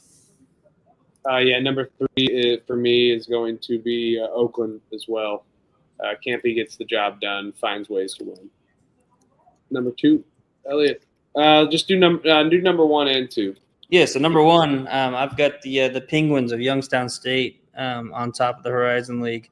I like what the coach is doing there. I like the home court advantage that they have there. I think, top to bottom, you've got 13, 14 strong guys that can actually play and be very competitive there at the Horizon League level. So I think he's got the most depth. So even if he does lose a couple pieces to injury, I think it's kind of they can, next man up kind of mentality. So I like them to take another step up. They were 21-13 last year. I think that they're going to be up at the top of the conference this year, and Penguins will fly high, even though Penguins don't fly. So that means I've got Milwaukee at number 2. South Pole. Trevor, number 1 and 2 for the Horizon. Number 2, we got Youngstown. I like them. Again, they're a heavy portal team, so I guess I kind of contradicted myself with the Wright State thing, but I like Youngstown. They brought in a lot of experienced starters, so I think that's going to be a big help. And then Milwaukee, Lundy, I trust more than Youngstown's coach, so them being able to reload. They had a down year last year and still contended, so give me Milwaukee winning the Horizon this year. Yeah, I went back and forth on that 5 through 8 spot a lot. Like I mentioned, even swapped live on the show here, Wright State with Rob Morris. So I swapped these two a lot, the top two, and these it's the same teams obviously. But I have Youngstown at 2. I think Faulkner gets a big step, and I think they lead this conference early on. But then Lundy in the system, Milwaukee gets it done. They're hungry. They flirted with an NCAA tournament bid last year, and I think that they have a chance to win this conference in the regular season. And they had a chance to last year, sniffed it, and you bring back Aguillard. I think they're going to have solid play. I love the Youngstown State as well. So, yeah, give me Milwaukee to win the conference regular season, and then Youngstown State second. So, for me, Milwaukee, Youngstown State, Oakland, Purdue, Fort Wayne, Northern Kentucky, Wright State, Rob Morris, Cleveland State, Detroit Mercy, IU Indy, Green Bay. Yep, and I've got number 1, Youngstown State, Milwaukee, Oakland, Wright State, Robert Morris, Northern Kentucky, Purdue, Fort Wayne, IU Indy, Cleveland State, Detroit Mercy, and Green Bay. Yep, Milwaukee, Youngstown, Wright State, Oakland, Cleveland State, Northern Kentucky, Fort Wayne, Detroit Mercy, IUPUI, Bobby Moe, and the Green Bay lifeless Doug Gottlieb's finishing at the bottom there. This is it for me. I will have my predictions out on that. They're going to go through the Summit League with you guys, and I'll see you fellers tomorrow. Are you'll get the predictions out like tomorrow morning then? Something? I could probably have them out tonight if you give them potentially tonight. Do them tomorrow morning. Probably tonight. Better. Yeah, if I have time tonight, I have the Summit League already set up. All I got to do is copy and paste. 2 in the morning. Some sickos probably are, but it's better to tweet them out in the morning for people that miss the show too. Sounds good. All right. See you guys. Thank you. Good stuff. Toodles. Toodles. Pump fake after dark. Yes, sir. All right. So we're going to get in here to the Summit League in a second. I need to go get a bathroom break here. Text Trevor this. So, Elliot, any thoughts here on the Summit League? I mean, I know one. I would always bring the trash can out, and I was pretty right with Omaha and spot on when fading them and also taking them and banging that trash can. So, an exciting league, fast-paced play, lack of defense, games that end in 100 points. I love the Summit League. Give us a little 2 minutes on the Summit League. Well, I go to the John. Yeah, no. So as I had said kind of at the beginning of the episode, St. Thomas, they're expecting to move into their new $175 million facility. So that's great for them, great news for them. However, unfortunately, they are going to be in their last year of the NCAA tournament limbo. They're not going to be eligible for the NCAA tournament. Still blows my mind that they're not going to be eligible for this. So if they end up winning the Summit League conference tournament, it'll be the regular season Summit League champion that goes to the NCAA tournament. If they win both the regular season and the conference tournament, it'll actually be the second place of the regular season that goes to the NCAA tournament. So very unfortunate for the Tommies there, but exciting for what's on the horizon with their new stadium and just kind of their transition to D1. In other news, we've got 3 different new head coaches. We got Tim Bergstrasser there at Denver. He'll be the first-year head coach. We got Corey Barnett, Oral Roberts, and then we got Brian Peterson at South Dakota State, with South Dakota State's coach going to Drake. Pretty big turnover throughout the whole conference, kind of highs and lows. You've got, Kansas City has 13 newcomers, and then you also have Oral Roberts with 13 newcomers as well. Denver has 11 newcomers. A couple that are kind of interesting. South Dakota, they only have 4 different or 4 incoming new players to their roster, and St. Thomas and South Dakota State only have 5 players. That's kind of interesting to note. Some intra-league transfers that I hate to bring up, but don't really because I don't really like it personally. I think they should have to sit out a year. Josh Jones went from Moore Roberts to North Dakota. Dang Mayar it went from North Dakota to Omaha, and then Jeremiah Burke went from North Dakota State to Denver. So there's some interconference transfers that I wish they'd have to sit out. But yeah, Right on, dude. That's the Summit League with Elliott. I did realize something. I already know the mistake I made. But, hey, you can't say anything because I made the slides. Still did them. Without Oral Roberts. I knew I forgot one. I forgot my man because I was too fascinated reading and learning about how my man Corey Barnett is the coach there. You forgot your IU grad team. Hey, you can make the slides and then talk to me. No, I'm just kidding. Denver Pioneers, Denver, Colorado, last season 11-21, major step down after losing. Some just awesome players on Denver last year or 2 years ago. Last season 11-21, Horizon 5-11, tied for 6th, and 5-11 Horizon. One returning starter, Coach Tim Berkshire, like you said, his first year.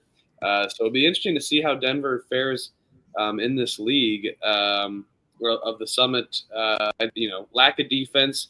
I don't think if they can keep that pace, you never really know with the new coach and the system that they bring in. But it will be interesting. He comes from St. Cloud State, so I got to imagine there's a little motion offense.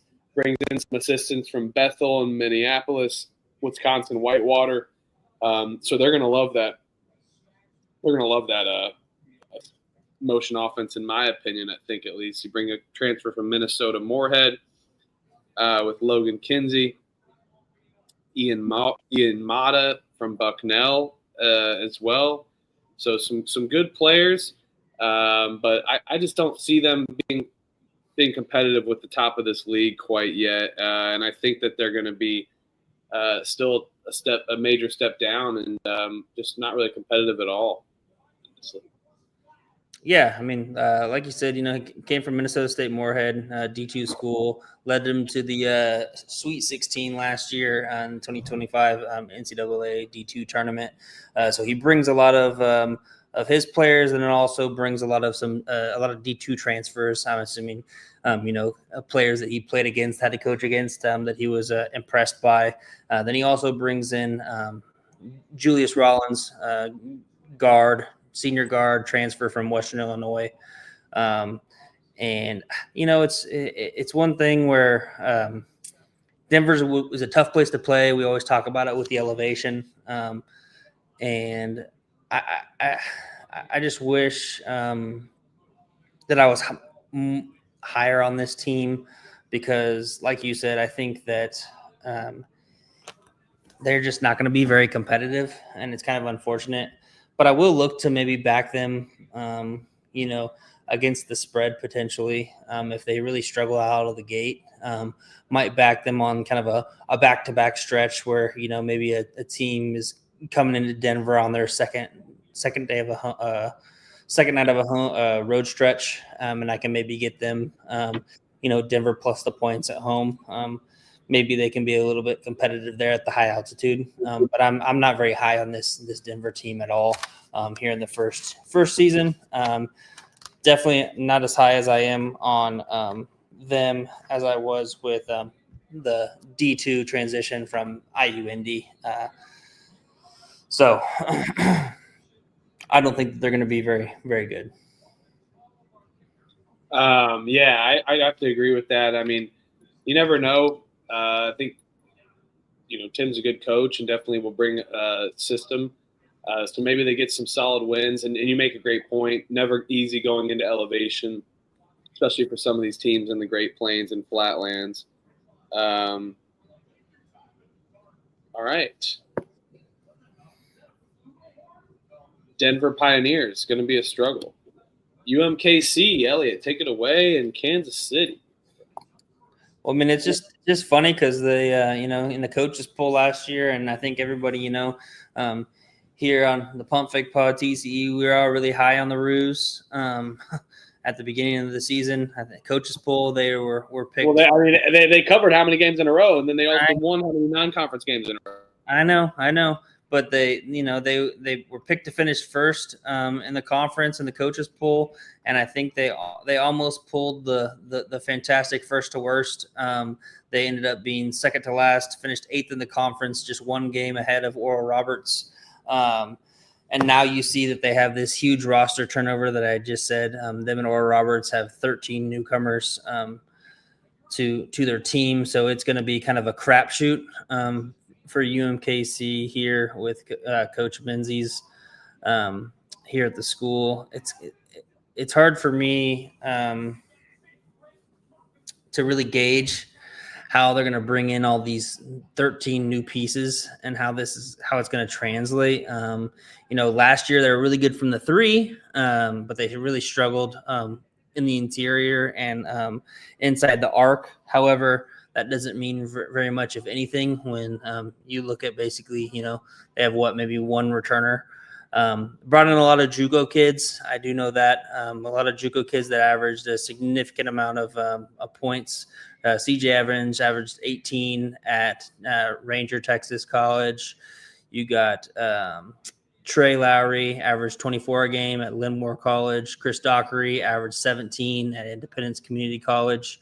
So you brought in a lot of scorers.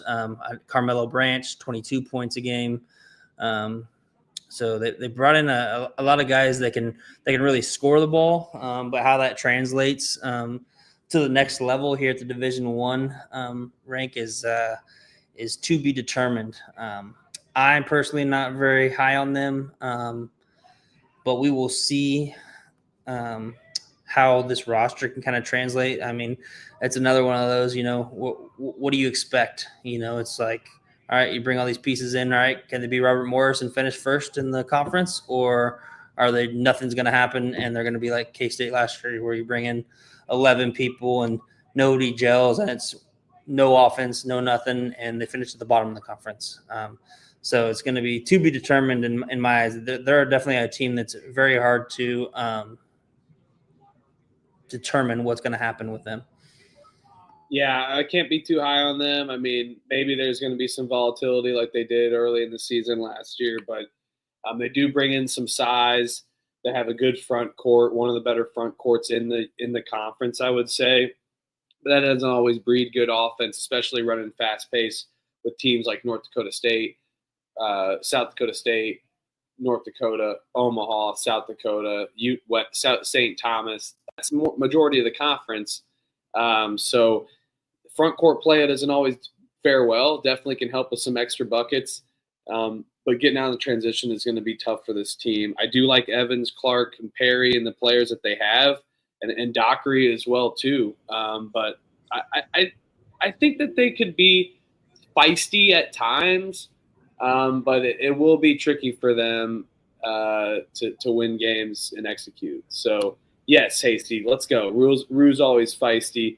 I think that was a jinx almost. I think that was a jinx the way we said that. So fantastic stuff there. Good juju for the Roos there, but yeah, I don't foresee them being at the top half of this conference. I just think they have very poor administration. The athletic director, not a very good guy in my opinion. So I think that their coaching and the sports just really struggle in terms of that. So it's just, I think it just makes it a lot harder. I think they could be, this is like one of the, it's hard when you got KU 40 minutes away. But, Kansas City, as you've seen with the Chiefs, they're a huge fan base that's very passionate. So I think it could be easy to, not necessarily easy, but, you could definitely have the potential to bring in the Kansas City community. If you bring in a couple local guys to kind of get, I know they brought in one local guy, Kernan Bundy. He's a transfer from Iona. He's from Overland Park, Kansas, just south of UMKC. But if you can get the community to buy in, it can make this kind of the home environment a little better. I know that their home environment hasn't been that great here in the last few years, particularly since Menzies kind of took over. All right, some AD feelings there. No allegedly needed. All speaking in hyperbole, but maybe not hyperbole. Just my opinion. Yeah, just North Dakota Fighting Hawks, Grand Forks, North Dakota. Last season, 12-20. You know what? UMKC's athletic director is a scumbag. You know what? Actually, I'll backtrack that. He is a scumbag. Don't know him? He's a scumbag. I'll take your word for it. North Dakota Fighting Hawks, Grand Forks, North Dakota. Last season, 12-21, 5-11, tied for 6th. One returning starter. Paul Sather, 73-115 in 6 years, but coaches stay at programs not based on records. They stay on programs based on likability and how that they can build this program. When you have talent like Bickerstaff, being able to compete against Alabama, playing against Alabama, and then losing one of the starters that we all know in TJ Bickerstaff, which is just, I mean, he was like a Jimmer Fredette piece almost in a way. He spread the floor. He was able to shoot consistently. And his volume was always good as well, too. I mean, always some hiccups, but, hey, we're human. Everyone's got hiccups. You miss a slide as well. You know, we all make mistakes. But you do bring back Eli King, second on the team in minutes played. So I think he's going to be the main focus there. So you bring in a couple pieces. Garrett Anderson from Central Washington. Anthony Smith as well, too, from Hopkins, Minnesota, as a recruit from a freshman, potential true freshman. So Sather building good things at North Dakota, never an easy place to play and always a tough team. I think where they've always struggled as a program is on the defensive side of the ball versus offensively for the main part. And depth has always been an issue, but we'll see if they bring back in some pieces. I think they'll flirt with contention into the top 5 maybe, but it will be interesting seeing how some of these pieces, like we've said, and I think a major catalyst for them winning is that NAIA jump. But I do like the pieces brought in, and I think Eli King's going to be a centerfold for this offense. Yeah, I mean, like you were saying, they lost Bickerstaff, who impressed, transferred to Alabama. Along with him, him and the other 3, the top 4 returning, or the top 4 highest scorers. They lost all 4 of their top 4 scorers, and they all transferred to different schools. It's they averaged around 78 points a game, but they gave up almost 80. So proves your point of, they didn't have a problem with on the offensive side. Their problem was just stopping people on the defensive end. And I think, Hasty brings up, looks like they got a couple 6'8" freshmen from St. Louis Park, Minnesota, St. Louis Park, Marley Curtis and Micah Curtis. So it'll be interesting to see if they can maybe have one guy get 5 fouls and then go back to the back for a pee break, switch jerseys, and then the better twin plays and gets 5 more fouls. That'd be kind of cool. But yeah, I mean, North Dakota, they added a few things, added a couple freshmen, had a couple of transfers, but I think that the fact that they lost 4 of their top 4 scorers, I think is going to really be an issue for them, especially since they struggle on the defensive side already. So now are they going to struggle on the offensive side too? And that just kind of could be an issue on both ends this year. So I don't necessarily think that they're going to be one of my teams that I have towards the top of the conference. I think that, tied 6th down at the bottom. I think that's kind of where they finished this year as well. Oh, wow. Spoiler alert. I love it. Yeah, I mean, I think so too. And a lot of times when you have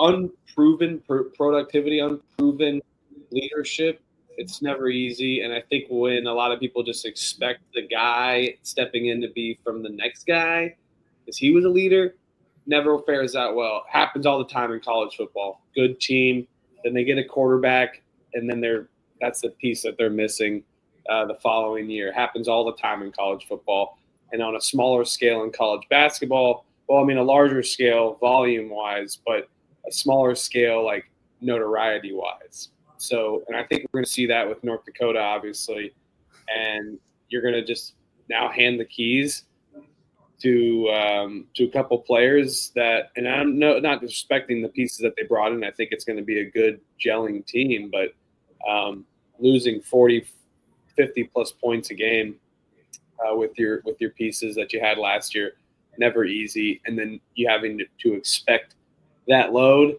Let's see some more team basketball from North Dakota, which is I think we're going to see. I mean, they're just unproven. You know, they may return a little bit, but a lot of them that are returning haven't really proven much. Well, that's my point. I mean that was my point to begin with. I mean, they have, like I said, I was making the analogy to college football. It happens all the time, but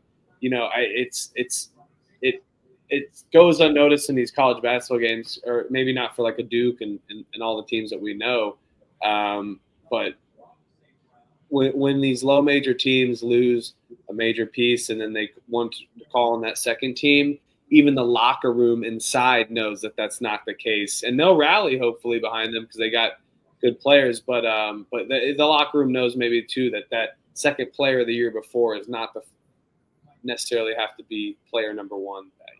Yeah, no, for sure. And like you said, the loss of all that production on offensive end, they're either going to have those guys that aren't proven step up and play a significant offensive role, or they're going to have to just change mentalities and step up on the defensive end and become a defensive-minded team for them to have success here in the Summit. Love it. Another team, always good, North Dakota State Bison. Everything's better in Fargo. Last season, 21-11, 10-6 in the horizon, one returning starter, 211 and 142 for Coach David Richmond, 11 years there at the program. Grant Nelson, obviously, on the team the year before that. Maybe 2 years, I don't know, time flies, but he was on the team at one point. So always had some good pieces on the North Dakota State team. To answer that question, they lose Grant Nelson. This team fared pretty well, 21-11, 10-6. So, but they played more of that team basketball, and now you have one returning starter. But I always trust what North Dakota State has as a program, especially in this league. They know how to win in this league, and David Richmond's record proves it itself. Elliot, how are we feeling? Yeah, no, I like North Dakota State. I like Coach Richmond there. I think name to kind of look out for and to kind of watch for is Damari Wheeler-Thomas. He missed all of last season due to lower leg injury. So he comes back. He had averaged about 10 points a game, a couple rebounds, couple assists, and shot about 37% from the three there in the 23-24 season. But he'd been struggling with some injuries, and he missed all of last year. So they expect him to be a big contributor, and hopefully that he doesn't have a flare up in his pain with that injury. So it'll be interesting to see how he can do and if his body can hold up throughout the season. But that would be a big piece that they can get back that they've had in the past that can help with them. But I always like betting on North Dakota State, and I know Ryan Hasty in the chat. He was just asking. He is related to Dan Majerle. He is the son. It's the son of Dan, to Thunder Dan. So, wow. Last year he was at a community college in Arizona, averaged about 13 points a game, and now comes over to North Dakota State. But they did bring in a couple freshmen that I think could play. Oh, Arizona to North Dakota, let's go. Love that. Could bring in they bring in a couple freshmen that could be impact players as well, and I think Noah Federson, he's kind of their big returner that's most known there. Averaged 8 points a game, 6 rebounds a game, pretty consistent, shot over 50% from the floor. Big interior weapon, and I think he can really establish himself as one of the better big men in the Summit League.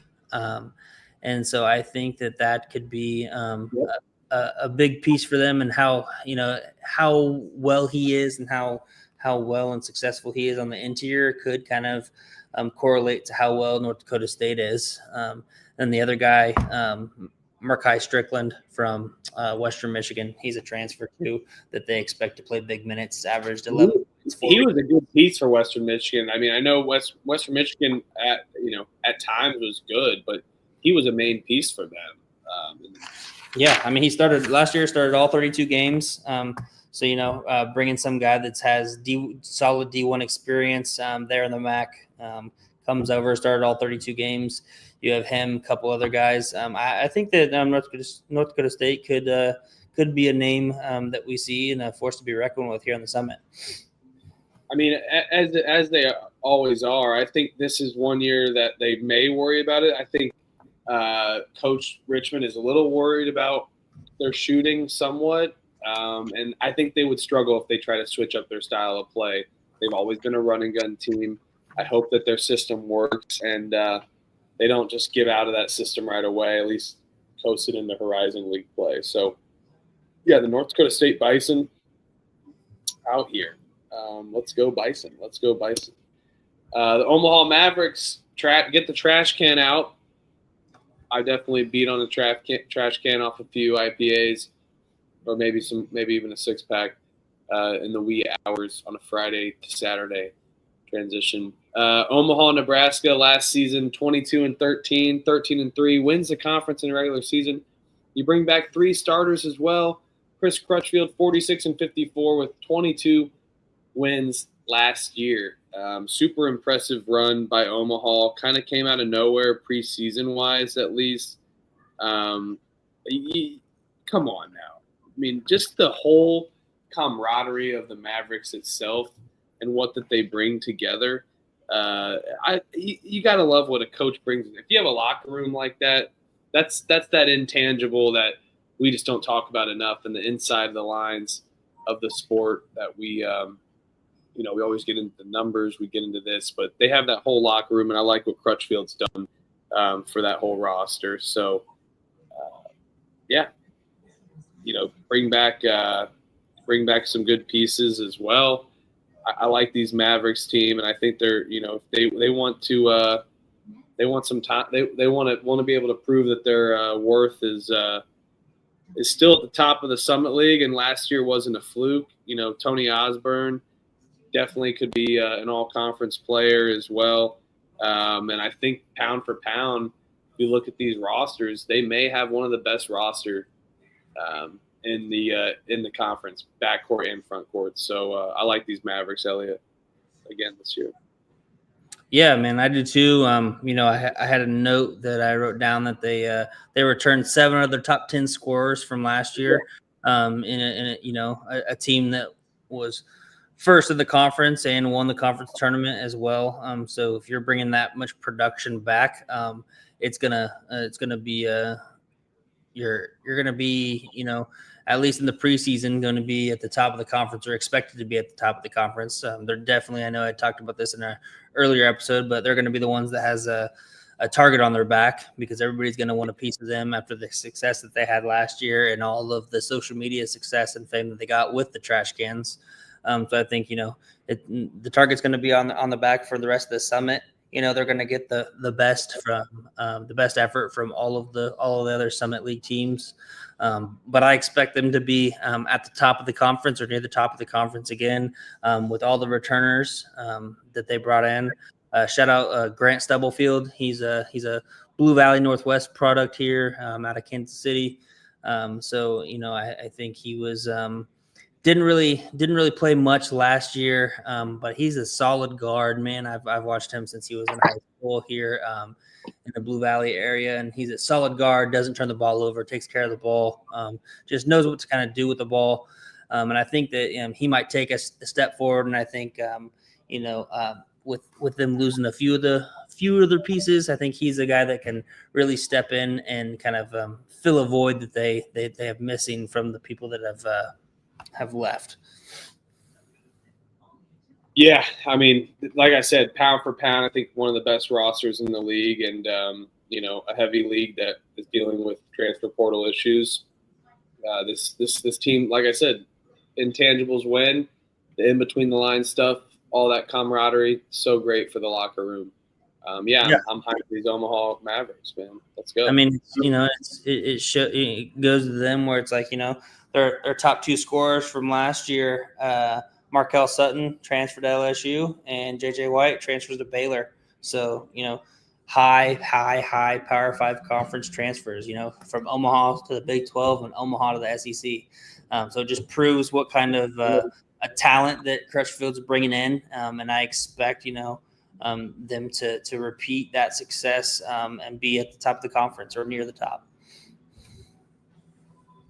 Well, we're going to go ahead and I don't have a slide for Oral Roberts, but I'm going to go ahead and take this one away because shout out to Corey Barnett from Rochester, Indiana, Rochester Royal potentially.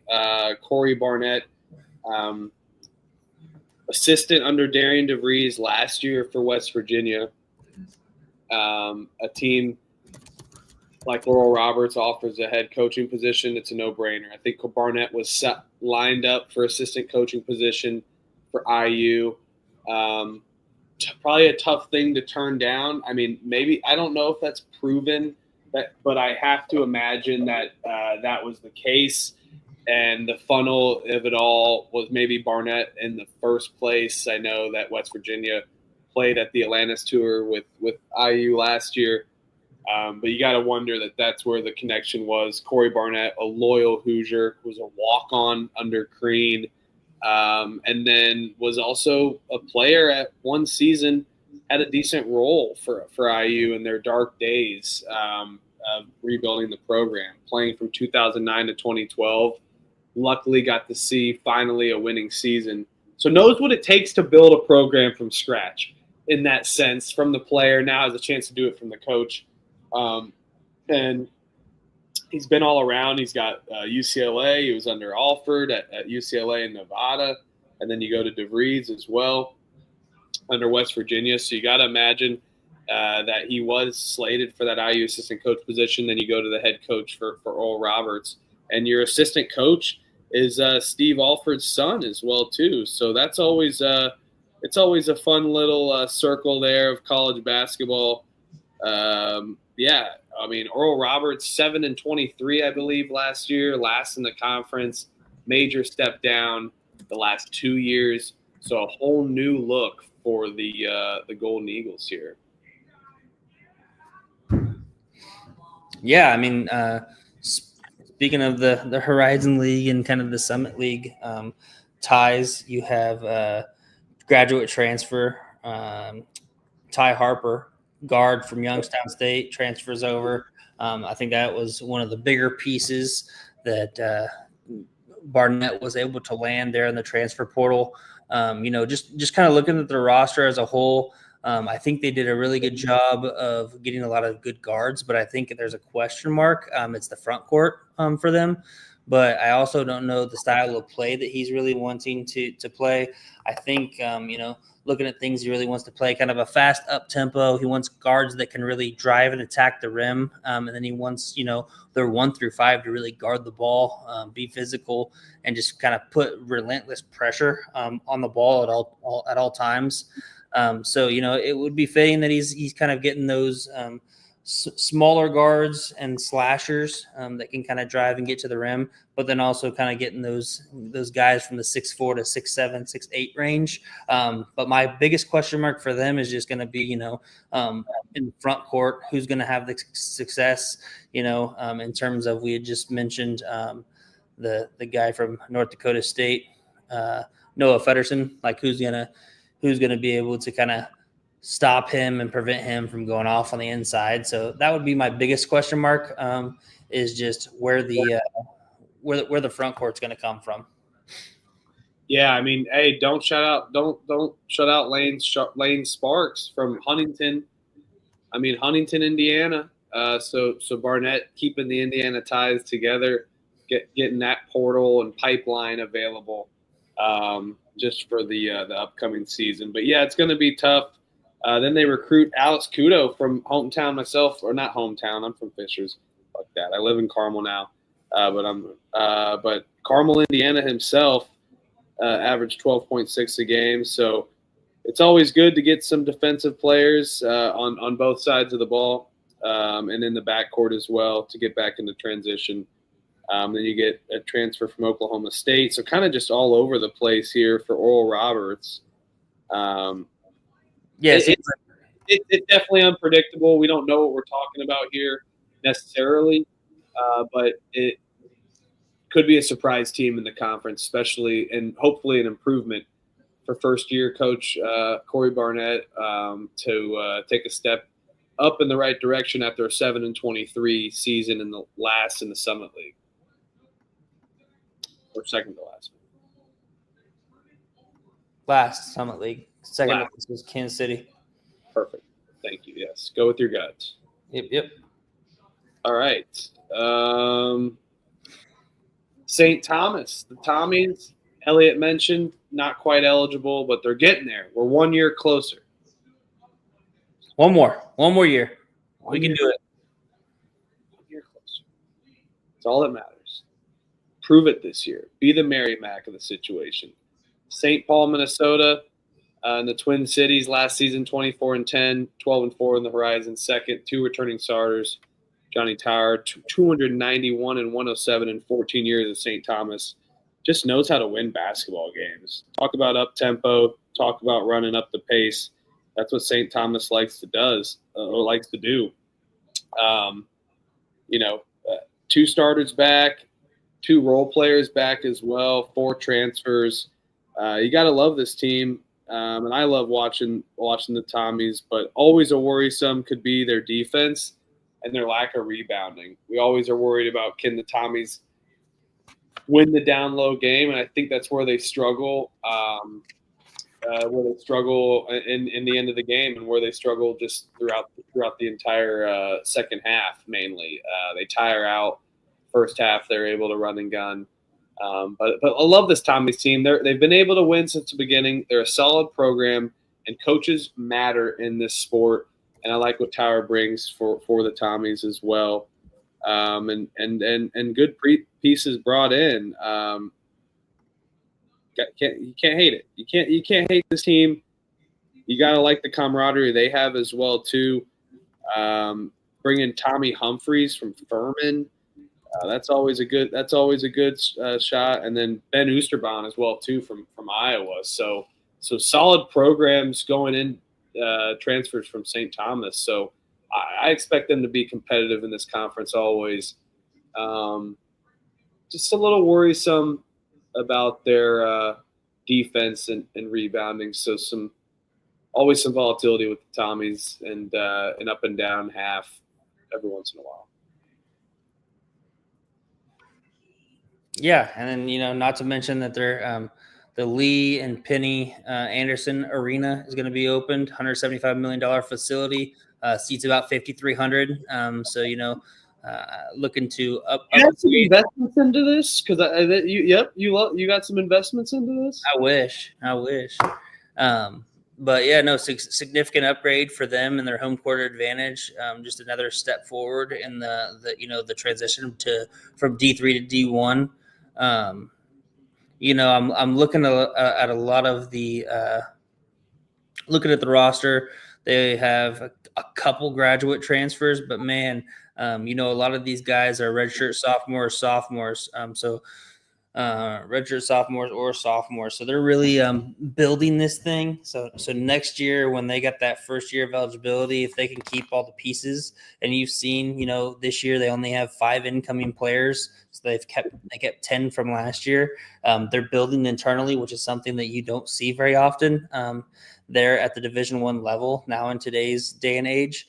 They lost last year in the Summit Finals to Omaha. So yeah, you mentioned a good deal with just the fact that, okay, down low, can they hold their own? But yeah, it's hard for me to not be high on the Tommies just because everybody loves the Tommies. We all love the Tommies. They brought in Ryan Default, graduate transfer. He's the one guy that they brought in. So he's one of those guys that they brought in. But it's just like you had said, it's another one of those teams where it's kind of like an Oral Roberts, where it's like, all right, where's the front court going to come from?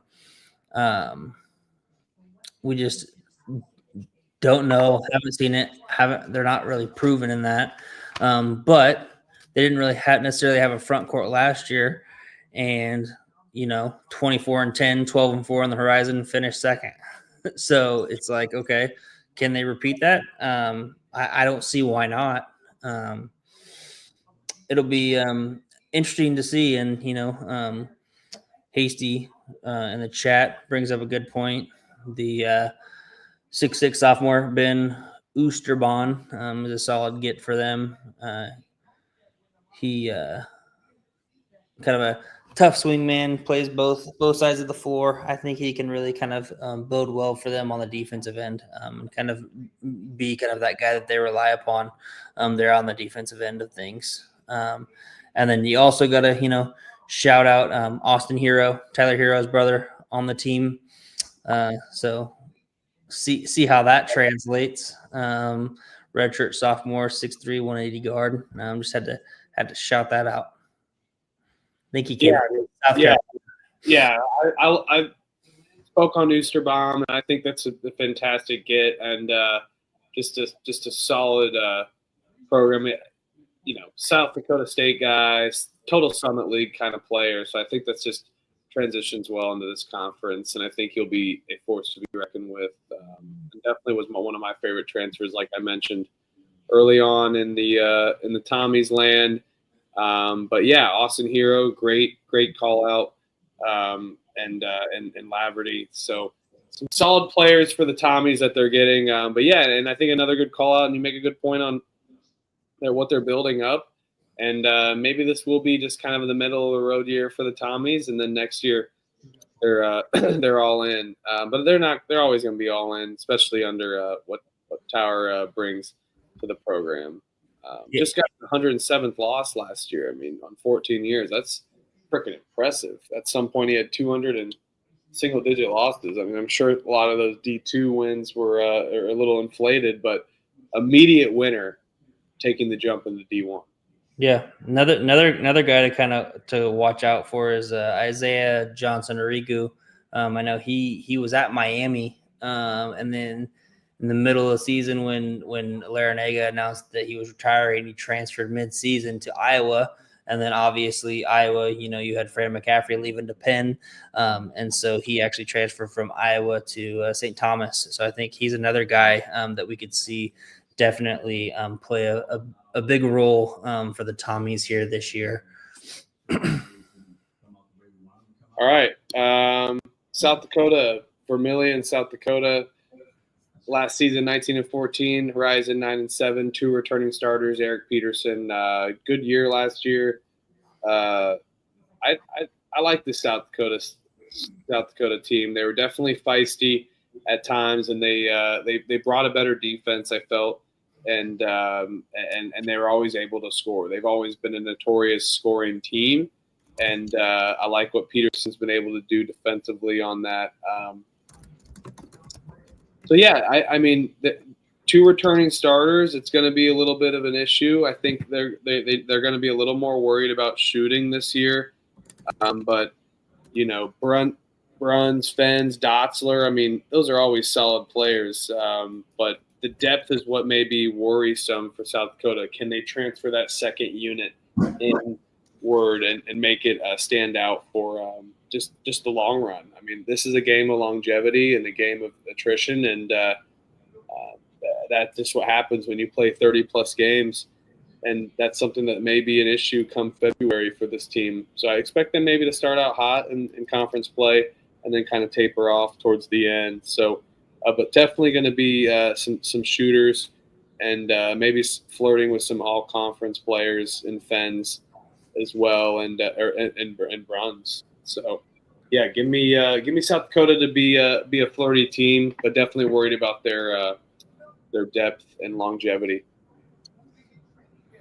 Yeah, I mean, you look at a team that went 9-7 last year, yet they only bring in 4 new pieces, so it's kind of the same team that they had of last year. That's why I will agree with you. I think that they start out really well in conference play just because of the amount of returners that they have. I know they only return the 2 starters, but that doesn't mean that the other pieces that came off the bench, they return a lot of those guys. So I do expect them to kind of start pretty well there in Summit League. But when, after everybody else kind of begins to mesh and kind of come around, I think towards the end of the season, we might see South Dakota kind of take a little decline and just kind of fall off the edge a little bit there. So I expect kind of, for me, just looking at this team, betting strategy wise, I'm probably going to be backing them for kind of that first half of the season, maybe the first 8 games or so, kind of see how it goes. And then this might be a team that I start to fade come mid-February into March. All right, looks like we're on the same page there of starting off hot earlier. South Dakota State Jackrabbits didn't get the logo. Too bad. Brookings, South Dakota last season 20-12. Horizon 11-5. 3 returning starters, but a new fresh face for Brian Peterson. So, South Dakota State notorious or over time have been consistent with their coaches, but they've kind of been going through a different pace. Obviously, losing Eric Henderson to Drake. But I mean, now we got the Peterson Bros, South Dakota, familiar. A lot of money goes into these South Dakota teams. A lot of pride up there. I know that for a fact. I know it for a fact.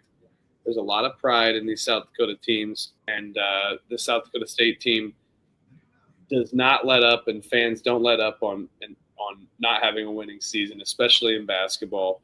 And they were worried about Eric Hutchinson right away as well. So didn't start off well.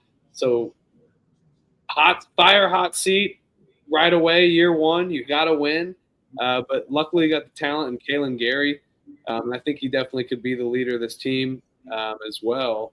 So Jaden Jackson, you get Luke Hartle from Winona State, Trey Buchanan as well from Westfield High School, just about 10 minutes up the road. So he's a solid get. I think he's going to be great in the Summit League, and that's another good conference for him as well. And then you get Bubs Alvarez after sitting out. So just some good players, I think, that you're going to see just kind of gel, and always a program that gels. And hopefully, Brian Peterson can do that for this locker room. But I understand that he knows the power of South Dakota State and that he loves South Dakota State. I know that he went to Iowa State, but definitely got some ties to South Dakota, and some assistance as well from South Dakota State. So decent NIL, decent money for these Summit League teams in the South Dakotas. But I like these Jackrabbits. How can you not? They're always a top program. I don't think they'll ever be at the bottom half of this league, especially the talent mentioned. Yeah, with Eric Henderson, coach, moving on to Drake. Tough shoes to fill for Brian Peterson, but I think he can do it. Other big piece that I think that is going to be big is, last year they relied upon Oscar Clough, big man, 6'11" guy, center, would just kind of destroyed the league. He transferred to Purdue. So now this is going to be more of a kind of a team effort approach, I think. And one of those guys that I think is going to be able to help with that you'd mentioned most of them, but I'll mention Joe Saylor. He's a sophomore guard, returning guard, averaged about 13 points a game last year. I see this being more as a guard-heavy type of a team this year. And I feel like it's going to be more of a team effort approach rather than just throwing it into Oscar Clough and hoping that his double-doubles can get him a win. But yeah, I'm excited to see what Coach Peterson can do there in his first year at South Dakota State. I think he has the talent there. He's got the support, obviously, and with him gonna be kind of around the South Dakota State program for as long as he has, I think that it was a good hire to kind of hire him from there, since he was I think last 6 years underneath Eric Henderson.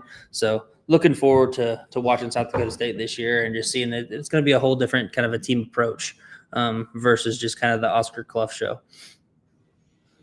Yeah, I'm going to have to agree with you on that one. I like that. And I think it's a good call out. I mean, Field 68 doesn't stop talking about the Oscar Clough transfer, but it's definitely a big loss. And they'll get back to they'll find that in and out guy. They always got an in and out guy. Yeah. I feel like it's a bigger loss than it is a big addition for Purdue. I think it's gonna hurt. It's bigger loss because in the Summit League, I think that Oscar Clough it can be substantially more of an impact player than a Purdue type of a thing. I think he's going to get really exposed there at the Big Ten level and pick and rolls particularly. But I think, the loss is going to be felt more than the addition is going to be felt there at Purdue. Got to respect that. All right, that's it. So we got the Summit League predictions. Trevor is off at the Kerm show. He is going to get his predictions out, of course.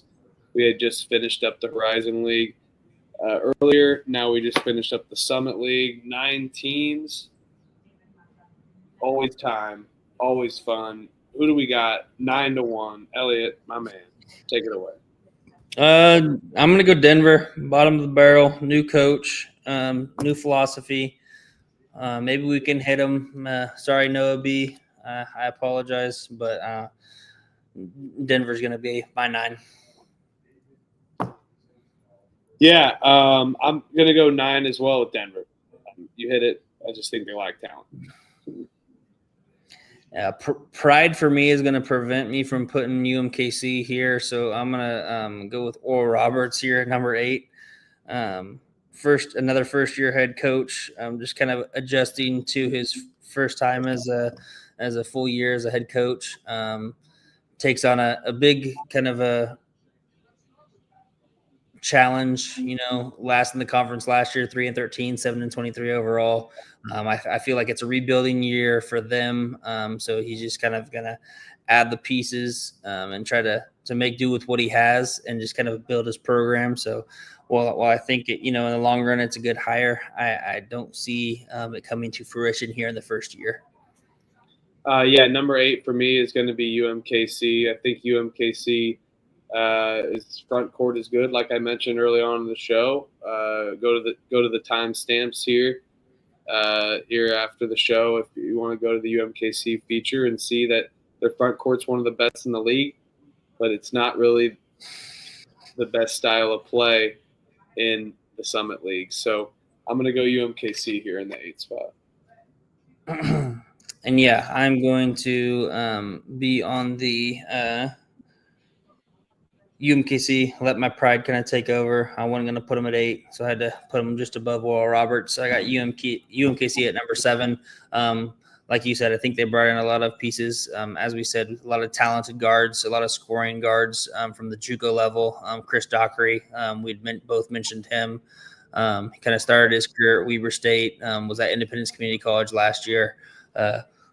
Had taken visits to UNLV, Texas A&M, so he kind of fell into that mid-major. At that mid-major level, I expect him to be a huge producer on the offensive end, as well as Carmelo Branch. I think that they're going to be good in the guard play, but I just don't like the team overall, so I'll put UMKC at number 7.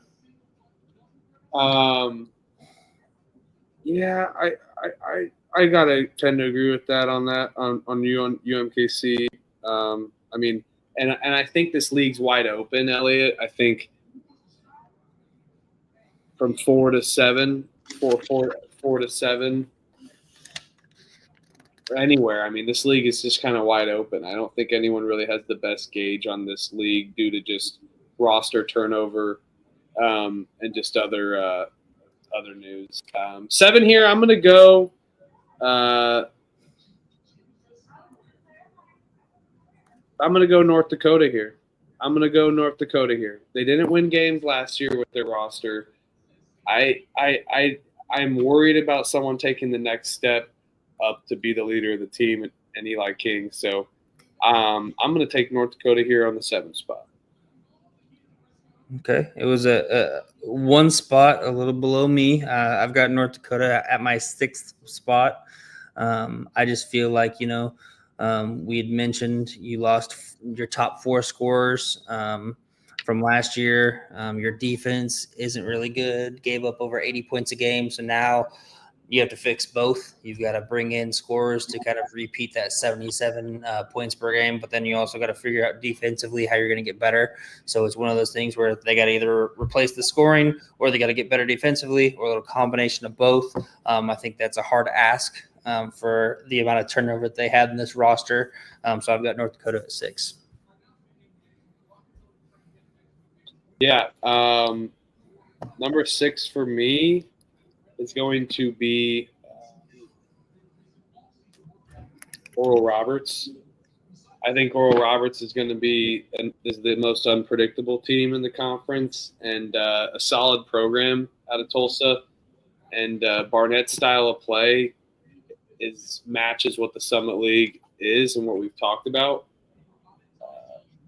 I think they have talent, but let's see if the cohesion can exist. I'm going to go Oral Roberts here at the 6th spot, which could mean 7 to 8 wins in this conference as well, with how wide open it is.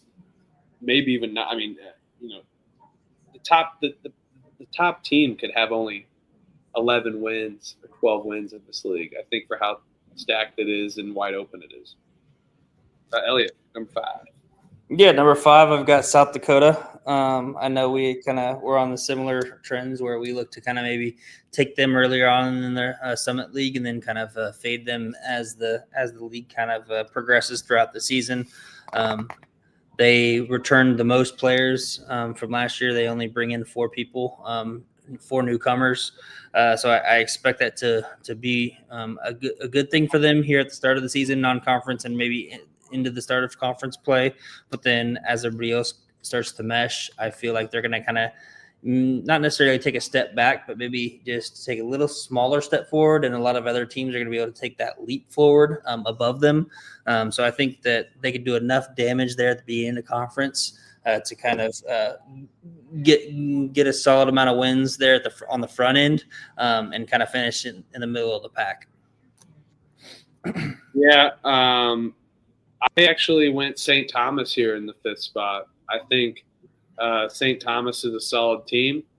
They're going to be super scorers, but I worry about their backcourt. And I think what we saw with their young addition, I don't know, man. I think St. Thomas is going to be a good team, and I just think they may not be able to execute some of the conference games in the LAC. So I'm going to go. I'm going to go the Tommies here in the 5th spot, but next year, force to be reckoned with. Yeah, so I got number 4. I've got North Dakota State, proud program. I think that they're going to be able to kind of repeat the success that they kind of have year in and year out, still be at kind of the top of the conference. I know they return only 1 starter from last year, but I think that Coach Richmond's going to be able to kind of do the things that are needed to get his team kind of right and playing well and be very competitive there in the Summit League. I think it also has a lot to do with the health of Damari Wheeler-Thomas, if his leg can stay healthy. If his leg can stay healthy, I think kind of the inside-out presence of him and their big man Noah Feddersen, I think that could be dangerous, and they could even flirt with finishing near the top 1-2 of the conference. But it's just all kind of relies on if Damari Wheeler-Thomas can stay healthy, which is he hasn't really proven he can in the last 2 years. So I've got them at 4. I expect them to be towards the top of the conference. Number 4 for me is South Dakota.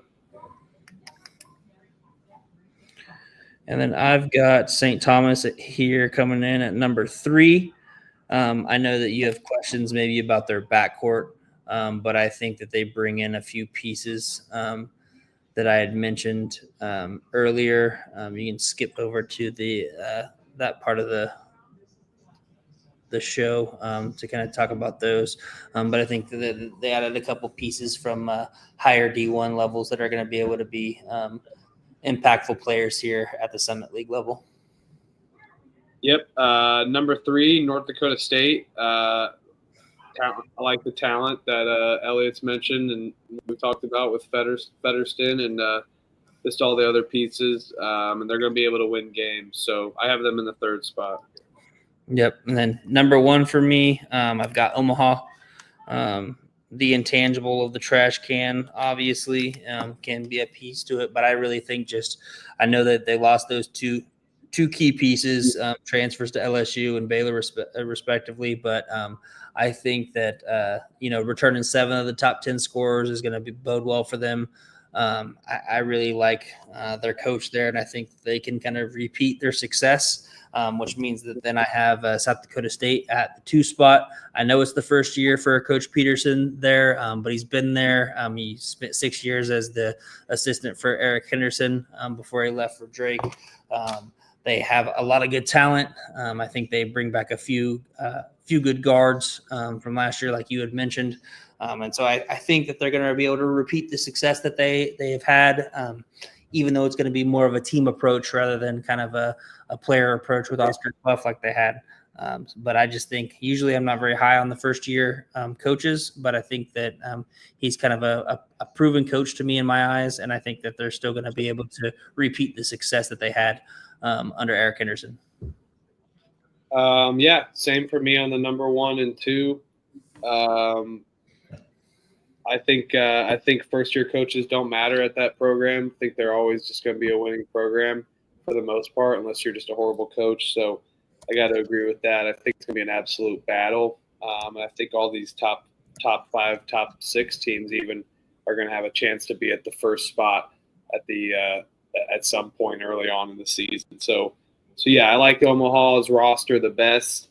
I would have to say I think South Dakota State though just brings this energy all the time, and they're just winners. They're Globo Gym of the Summit League. So yeah, that's it for us. Horizon League and Summit League here. You heard it here first. We went through it. We're back tomorrow. Program change though. Tomorrow we'll be doing the SoCon in Southland, and then Wednesday we're going to be doing the MAC and MEAC. And then Thursday, that programming change, of course, from SWAC and Sunbelt. So action-packed Pump Fake Pod. Thanks to everybody in the chat. Hasty, appreciate you. Toasty, Dantold, Megan, Ronnie, Joe, appreciate you guys. Sepez, Chop Kicks. Thanks, everyone. Appreciate you guys in the chat. Those that just tuned in, thanks. Make sure to like and subscribe to Pump Fake Pod. Follow us on all socials at Pump Fake Pod. I'm at Michael_Huffer3. He's at I'm_Mun_E with a capital E. Yeah, Elliot, any final thoughts here on the Summit and Horizon show? Nope. Great push through. It's about to get started to where we're just going to be talking ball nonstop, and I can't wait. It's a fun grind. It's a grind for sure, but excited to do it with you another year. So let's get after it. Yep. All videos are recorded. Thanks for tuning in again, and see you tomorrow for more content. Follow us and like and subscribe at Pump Fake Pod, and peace and love, everyone.